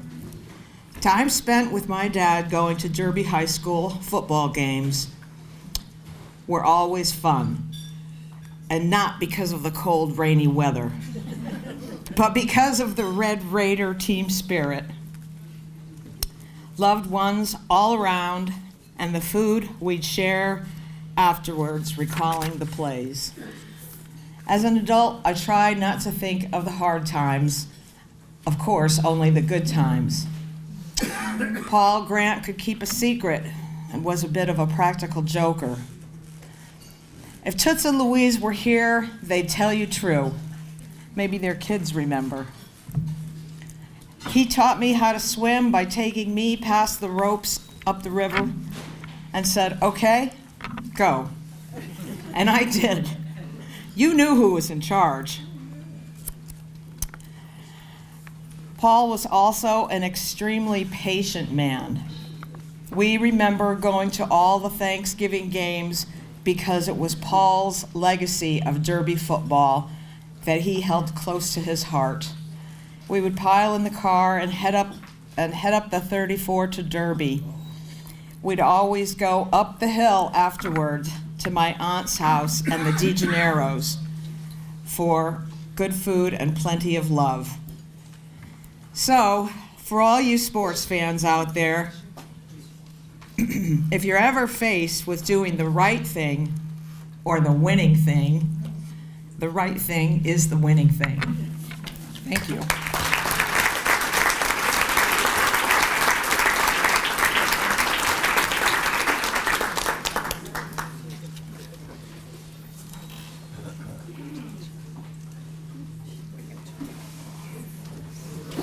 Again, now we get to the second generation Derby Athletic Hall of Fame member, Eileen Duggan, 1986. Eileen Duggan is the daughter of Hall of Famer Bill Duggan and one of 5 athletic and academically talented children.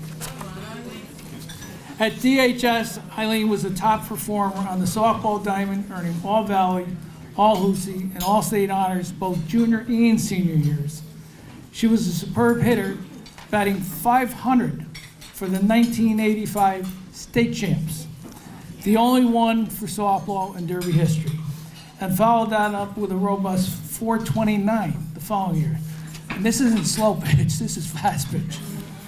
Duggan was also a leading force on the Derby girls basketball team, averaging 14 points a game, making All-Hoosie and All-Valley as a senior, only the second Derby Cajun to win All-Hoosie honors.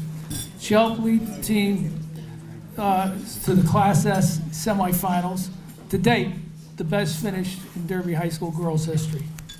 After graduation, Eileen went on to a distinguished college softball career at Yale. She credits her success at Derby for playing her way to the Ivy League. As a second baseman, as a second generation Hall of Famer, the first in our school's history, it is safe to say that genetics and the support of a loving family played an even bigger role in her success. Eileen Duggan.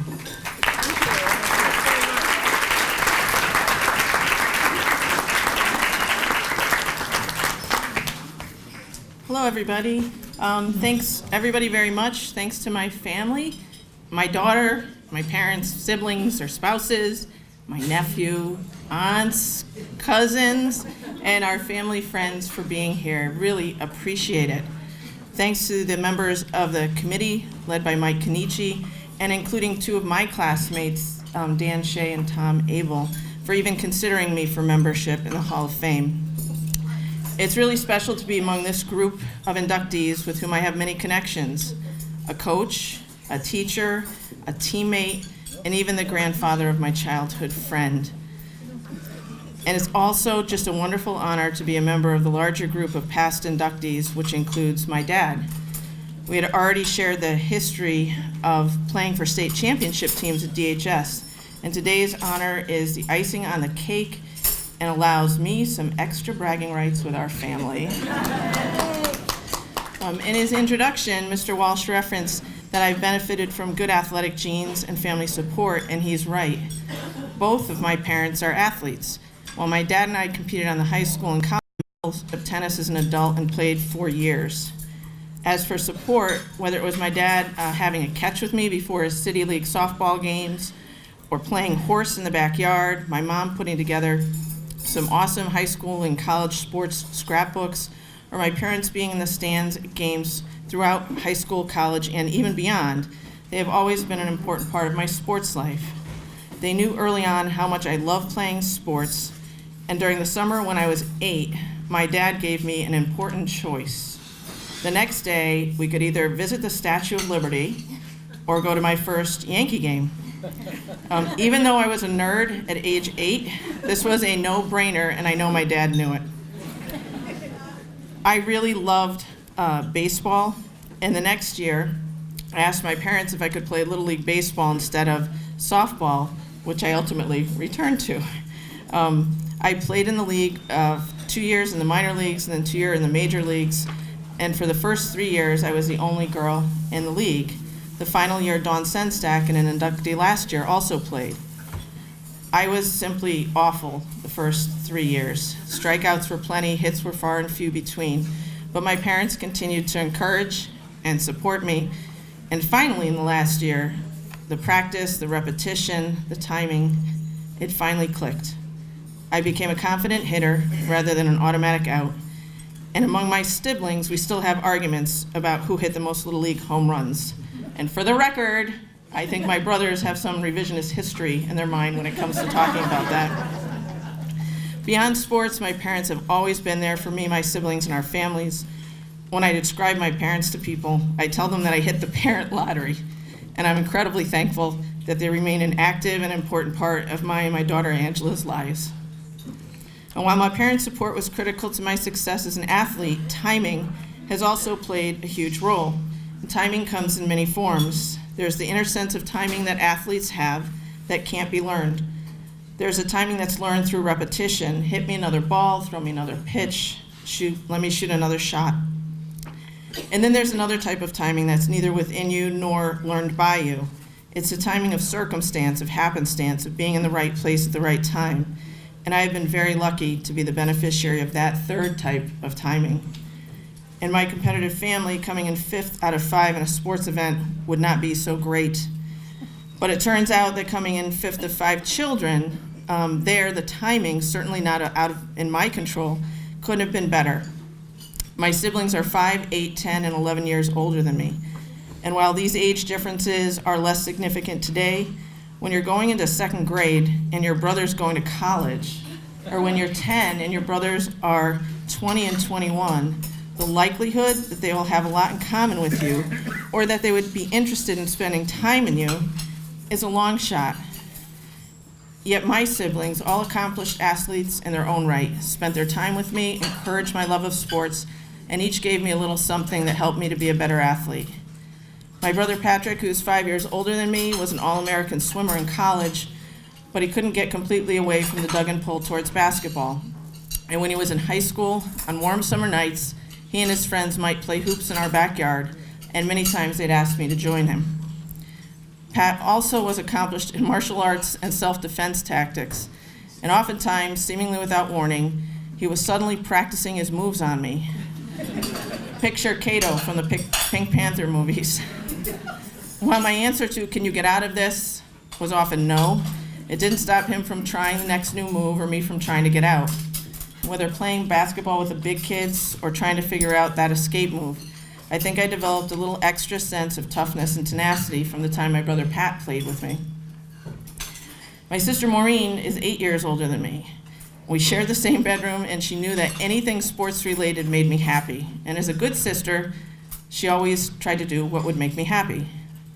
Not only did she come to my games, she ran interference, at times coming up with creative explanations for sports-related activities, such as telling my mom that a basketball movie rated the dreaded PG had received a good housekeeping seal of approval, and therefore we were on our way to the game. Excuse me, the movie. But in an act that I still sometimes can't comprehend, when I was a senior in high school, she wrote to one of my favorite basketball players, Chris Mullin, for 73 straight days, asking that he send me a card for my high school graduation. And this card still hangs in my office today. From my sister, I certainly took away a sense of determination and that it was really okay to dream big. My brother Bill is 10 years older than me. He's a sharpshooter on the basketball court and a fantastic tennis player. He is all about getting the basics right. When I was in middle school and high school, Bill, along with his friend Ed Calasavage, created the Coach and Sonny's School of Basketball, which had a minimum and maximum enrollment of 1. Me. In our backyard, in their unusual but effective style, Bill and Ed taught me to play proper man-to-man defense, to go to my left when driving to the hoop, and to actually jump when shooting a jump shot.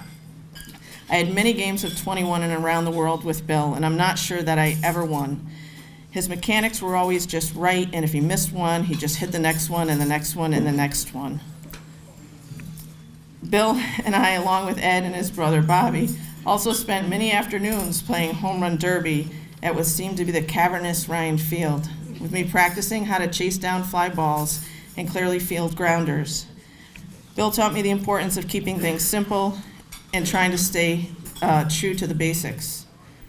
My brother Joe is 11 years older than me, and if my brother Bill is about simplicity and mastering the basics, my brother Joe is about fire and leaving everything you have on the floor or field. I watched him in City League softball and basketball games, saw how hard he played, how much he wanted to win, and yes, how crazy he could be. And I loved it. At home, he played one-on-one wiffle ball games with me, challenged me in ping pong, and taught me how to throw a frisbee. He and my sister-in-law, Carol, took me to many Yankee games, and he always checked in to see how a game I played went. And when he was at any of my high school or college games, it always gave me a boost.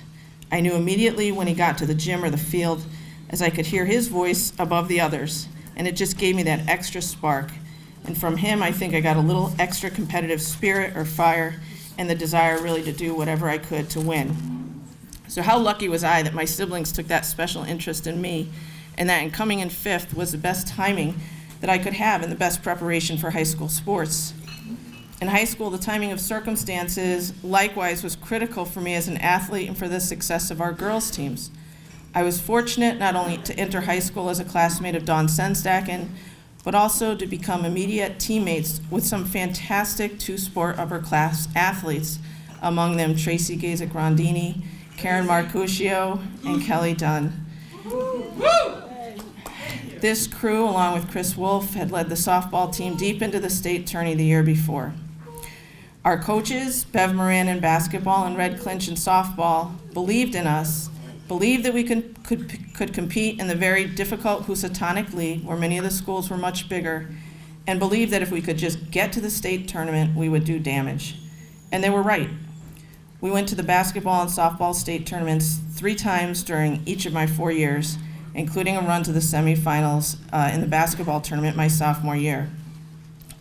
My junior year, Coach Clinch, ably assisted by my dad, led our basketball team, and then Coach Borzelli took over in my senior year. We held our own in the Housatonic League, accomplished winning records, made the state tourney again and again, and won tourney games each year. Softball, though, was even better. We won multiple state tournament games during my freshman and sophomore years under Coach Clinch. During junior year, Coach Borzelli took over, and we continued to have the incredible advantage, as Heather had mentioned, of Coach Mazzanti. I know how important he was to the pitchers, but boy, he was great for hitters. It was so wonderful to have him throw batting practice. And I was incredibly lucky that he continued in college, to go to the college I went to, and he was a pitching coach there and pitched batting practice. So he was just awesome. Coach Borzelli, as did Coach Moran and Coach Clinch, believed in us. He helped us to recognize that we all had valuable roles to fill, and that if we filled them to our potential, we would do well. From our role players in Elisa Della Rocco and Debbie Holzer, to our platoon outfielders in Michelle Regussis and Michelle Evans, and to our everyday players, we accepted our roles, filled them as best we could. This group simply wanted to win and willed ourselves to win. Our defense started with our catcher, Linda Rodriguez, who had a great arm. Our corner infielders, Kelly Moran at third base and Dory Germond at first base, could always be counted on for consistent and solid defense. Karen Gabinelli at second added a punch to our offense at the top of our lineup. In left field, Donna Estwan was errorless and came up with one of the biggest catches of the season in our championship game. And in center, Dawn Senstacken not only threw out runners on a regular basis, but she was a clutch hitter you wanted up when the game was on the line. And we had a pitcher in Mary Lynn Sheehy who threw deceptively fast with a lot of movement, who confounded hitters all season long, and who demonstrated a real will to win during our state championship game, returning to the mound after suffering a serious injury on a collision at home plate, which I must admit, I hit the ball that wound up causing her to collide at home plate. We had a pretty magical run, going 20-4 in 1985, and winning the state championship is something I'll never forget. We lost 7 softball players to graduation, and in my senior year, our inexperience showed, and we didn't make a return trip to the state tournament. But that year was still special, in big part because my teammates and I played a season with a star on the rise in Heather Bune. What good timing to end one's career while seeing another one's take off. Timing is so important in sports. My career benefited from some of the timing, that inner timing that athletes need, as well as some of that timing that comes from practice, practice, practice. But more importantly, I had the timing of good luck and happenstance. The 5th of 5 Duggan kids, the classmate of Dawn Senstacken, the player for coaches who believed in us, the teammate of young women in 1985 who wanted to win and made it happen. I loved playing basketball and softball at DHS. I'm thrilled to be a member of the Hall of Fame, and thank you to all those who were part of making those days and this day really special. Thank you.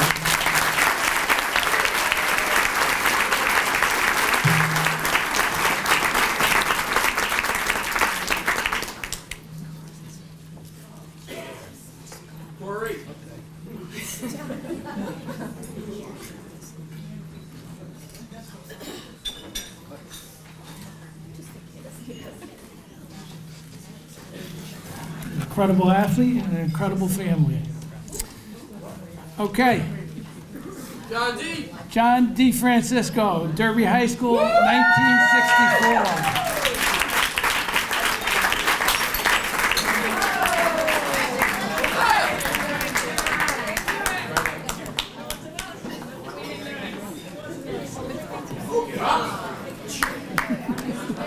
Yeah, it's you.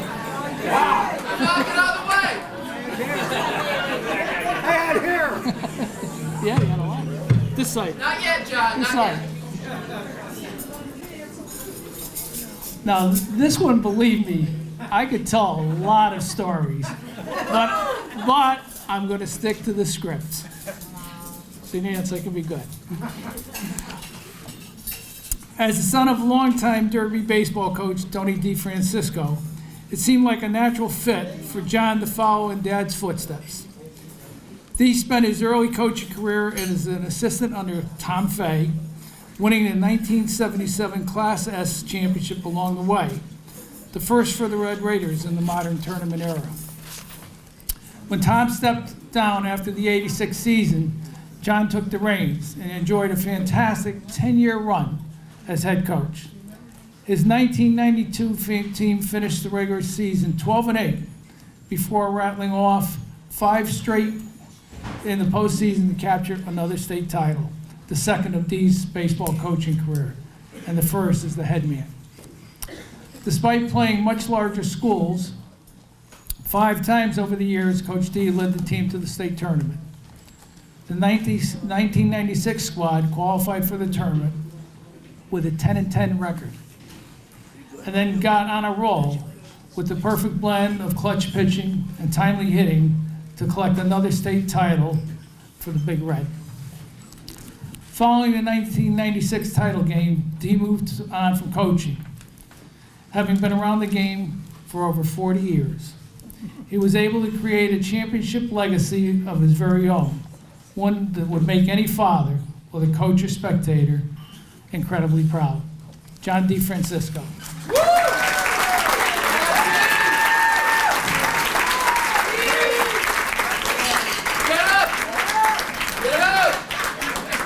How nice.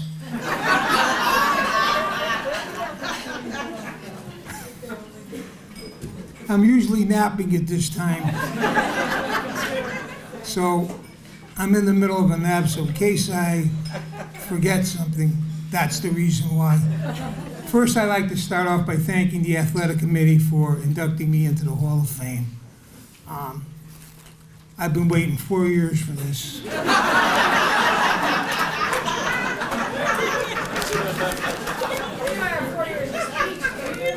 I don't know what took you so long, but my wife found the speech and she looked at it and read it and said, well, throw this out, throw that out, throw it. So I had a 4-page speech. She cut it down to a half a page, but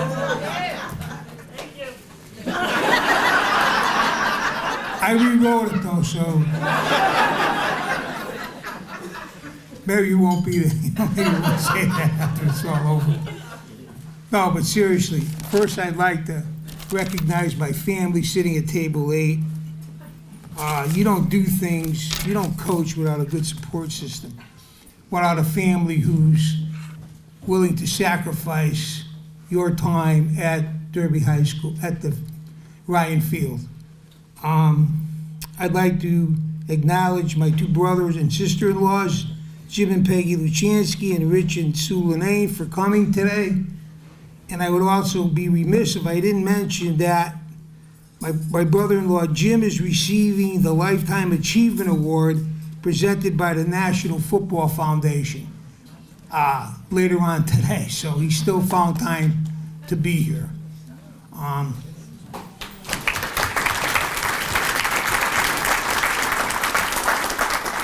I'm going to start off talking about my brother Bob. He lives in Alabama. He missed the first Hall of Fame induction that I had for the Diamond Club, but he came to this one. He came the other day. He walked into my living room, and I looked at him. I said, what the hell is he doing here? And I looked again. I said to my wife, do I have a terminal illness? Has he come to pay his last respects? Suffice it to say that when I look at my brother Bob, I see my father. I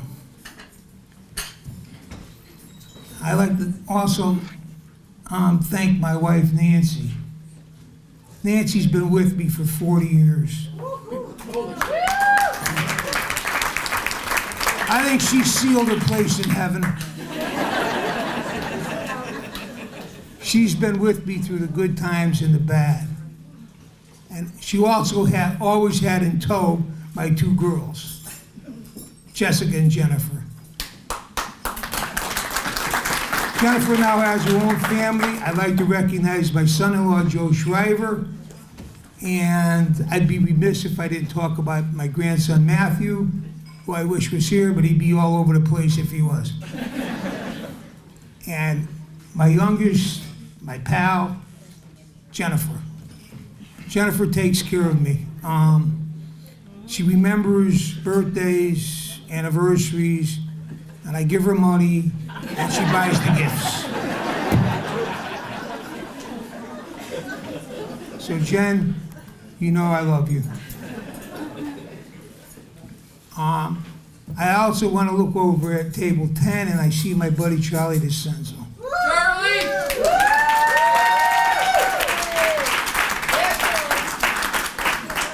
Charlie taught me about coaching.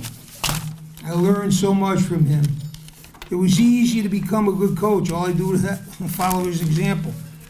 He walked a certain way, I walked a certain way. He said a certain thing, I said the same thing. Except not in football terms, baseball terms. He's a wonderful friend. I'm glad to have him as a friend. Sitting to his left is Andy Mancini. Andy was one of my assistants for 1 year. He did it because the person who was supposed to take the job ended up not taking it on Friday, so I had no coach on Monday. So Saturday night, Andy and I went out with our wives, and I said, Andy, I got a favor to ask you. Be the JV coach. Now, he was a policeman. He changed his hours. He did everything that I could ever ask a friend to do. And he took the JV team, and he won with them, although he was unconventional in a lot of things he did. He did take a forfeit win against Cheshire, and when I played the varsity team, Bert Leventhal let me know that your JV coach took a forfeit win.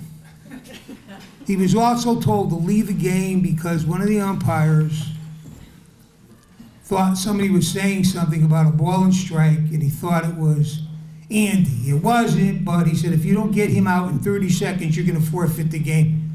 So I says, Andy, you got to go outside the fence. He was reluctant. He says, you don't defend your coaches. Well, he didn't talk to me for 3 days. I tried to call him up, wouldn't speak. But he did stay that 1 year in 1996. We did win a state championship. He was a factor, though. I appreciate all he did. And then there's other people that came on and really helped me out. There's a lot of coaches who took the JV position.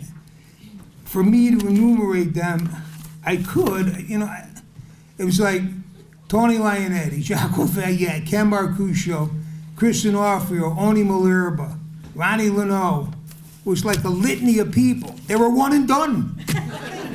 I don't know whether they didn't like the game or they didn't like me, but for whatever reason, they never stayed long.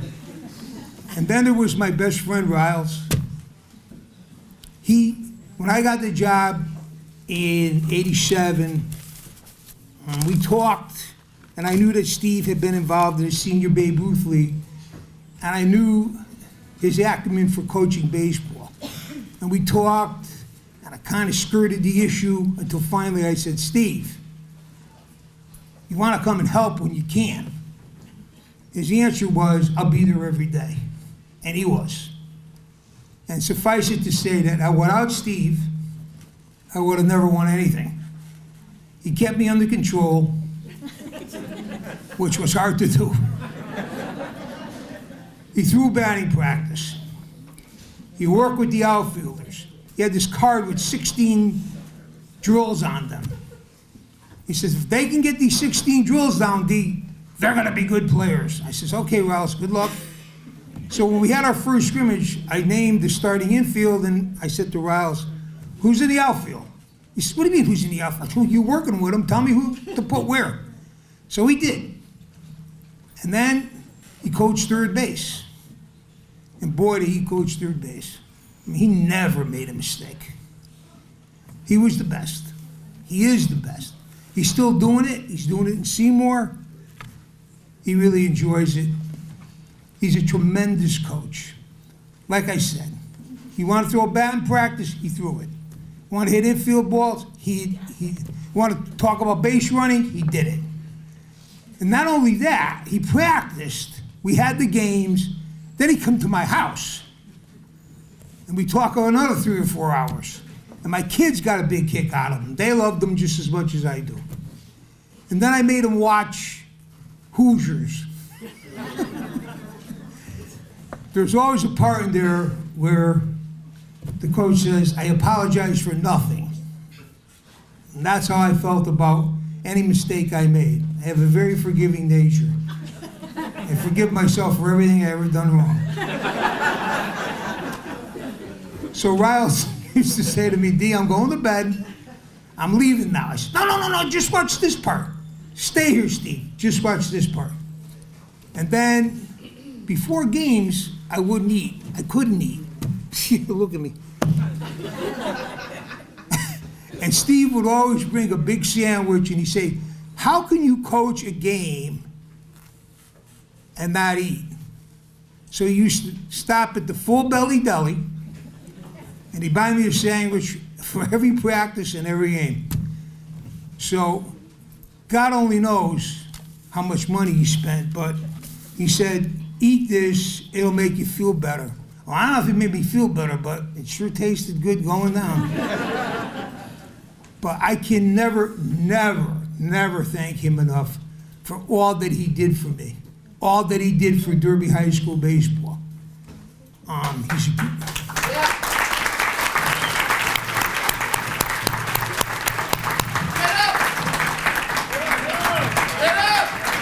Stand, Riles, get up. Okay, so by profession, he's a lawyer. I don't know when he practiced law, though, because he was always at every practice. But see, after practice is over, I'd be so tired I'd have to fall asleep. He went to his law office and conducted business. Again, Steve, I couldn't have done this without you.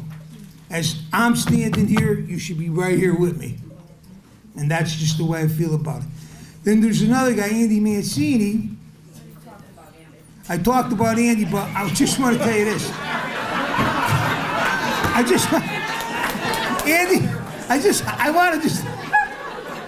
This is beautiful. Andy he did it as a favor, but he was also a policeman. And on the team that he coached, we had some shady kids on that team. And I know for a fact that they did a lot of bad things. And Andy covered for him because he'd know I'd have a stroke. But in all sincerity, Andy, I love you, you know that, I don't have to tell you that. He's a good guy.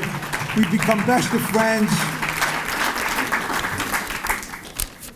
So, I mean, coaching football, being a part of Derby, I've been there for 40 years. I still drive Mr. Pascal crazy. He doesn't know what the hell I'm doing there. He lets me sub. And then whenever he gets a little smart, he just go like this, which means I'm a two-time Hall of Famer, so. He really doesn't have any leg to stand. What are you gonna do? You're gonna fire a two-time Hall of Famer? Ain't happening in Derby.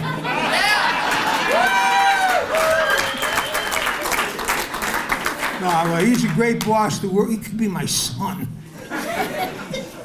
He's a great boss to work for, and so is Dr. Conway. When he sees me in the hallway, he says, "Hi, D, how's it going? How you doing?" I said, "Dr. Conway, very well, and how are you?" And I said, "Thank you for allowing me to sub. That $50 a day really comes in handy."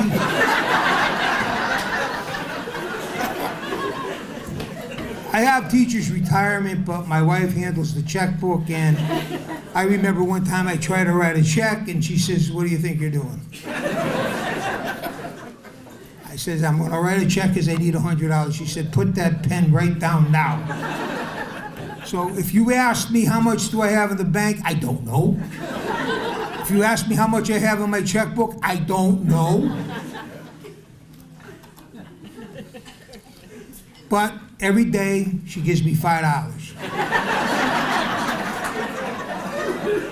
$4 for lunch, and I squeeze $1 to get a coffee at the Gulf service station. Half the coffee there is filled with oil. But anyways, I want to say that, I had great players. Some of them are here today,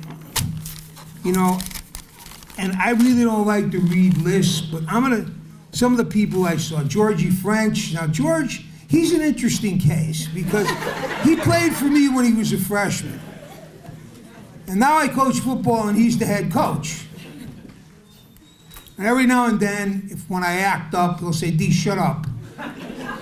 I said, "Oh, I'm 72 years old. Listen to me, I'll go home.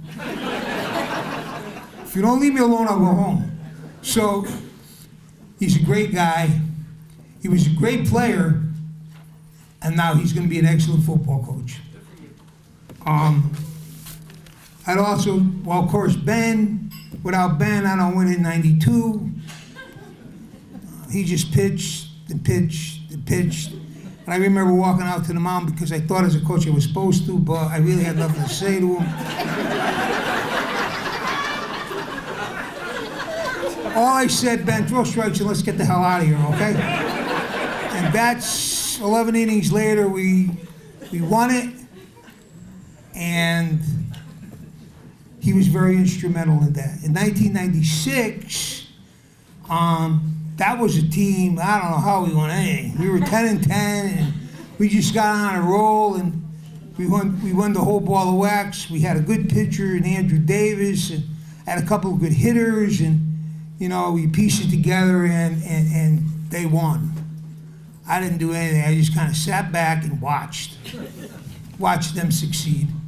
But there's so many people that were involved in my success. So many people that have a piece of this Hall of Fame. There's so many people that I love and respect. I hope they love and respect me. Every time I see one of the players, because I live in Derby, and they're in Derby, and they see me, they never shy away, they always come and say hello. And that makes me feel very, very happy. That's what it really is all about. Wins and losses are important, but forming relationships with kids is more important. And now they have their own family, but they still take time to stop by and say hello. So when I see Gino tomorrow, when I see Benjamin, when I see everybody else, it just makes me feel good that I was a part of their life, because as deeply as I might have touched theirs, they touched mine. And I like to close by saying there's 3 people who are not here today. My mother-in-law, my father, and my mother. Tony D. My buddy. He wasn't my father, he was my friend. My mom, tough cookie. You didn't want to mess with her.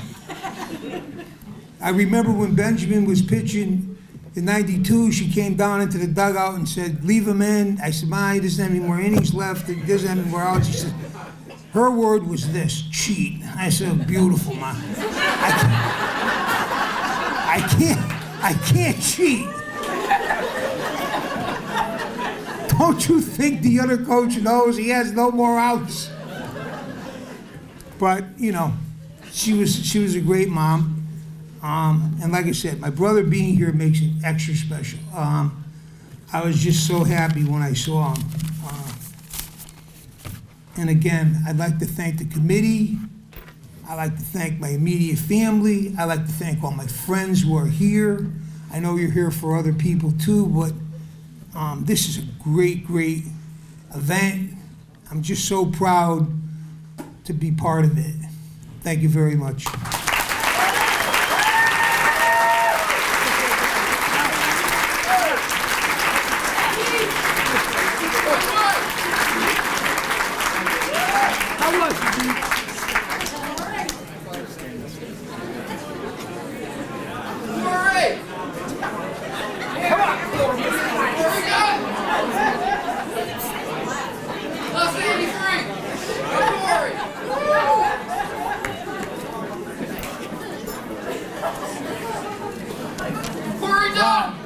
Now, don't leave, because we do have the raffle coming up. Just want to close by saying, this is a great afternoon. Lots of laughs. I saw some people crying as well. And I was trying to find a way to end it. And I just happened to be in the library the other day, and I ran across something from another Derby legend. How many people of you remember who Ed Strang was? Yeah, just about everybody in the room, okay? And of course, when you say Ed Strang, most people think he was Mr. Scout in the Valley. But Ed Strang was also an athlete at Derby High School. okay? Ed was actually captain of the basketball team, and he played on the 1926 Derby team that didn't give up a touchdown all year, not one. We had a team before that gave up one in the first game, one in the last game, the 37 team. 1926 team didn't give up any touchdowns. And yet, they lost on Thanksgiving Day to Shelton on a field goal. They lost 3-0. Well, Ed was a player on a team, but he was also a writer. Back then, Derby High didn't have a yearbook, but they had the literary magazine, The Lookout, which is now the name of the yearbook, I believe. And I just happened to find this article that he wrote after the 26th season, and I want to read it to you. I'm going to apologize to my friends in Shelton because it was written after they lost the Thanksgiving Day game. And it's a long piece, but I'm going to read the last 2 paragraphs. It says that our school was prouder of our team than Shelton ever could be, was shown by our dominating school spirit as we marched with banners flying and heads held high through the streets of Shelton. The game was played in Shelton, they marched back to Derby. We realized then that the team was great in victory, but glorious in defeat, and all because they had unconsciously followed the motto that we've heard before tonight: a winner never quits and a quitter never wins. There are many ways nowadays of applying true sportsmanship, especially in the great game of life. Let's all go on playing the game as Derby did on that great Thanksgiving morning not so long ago, and we too will be victorious in the true sense of the world. We've heard that 9 times tonight, so congratulations to all the winners.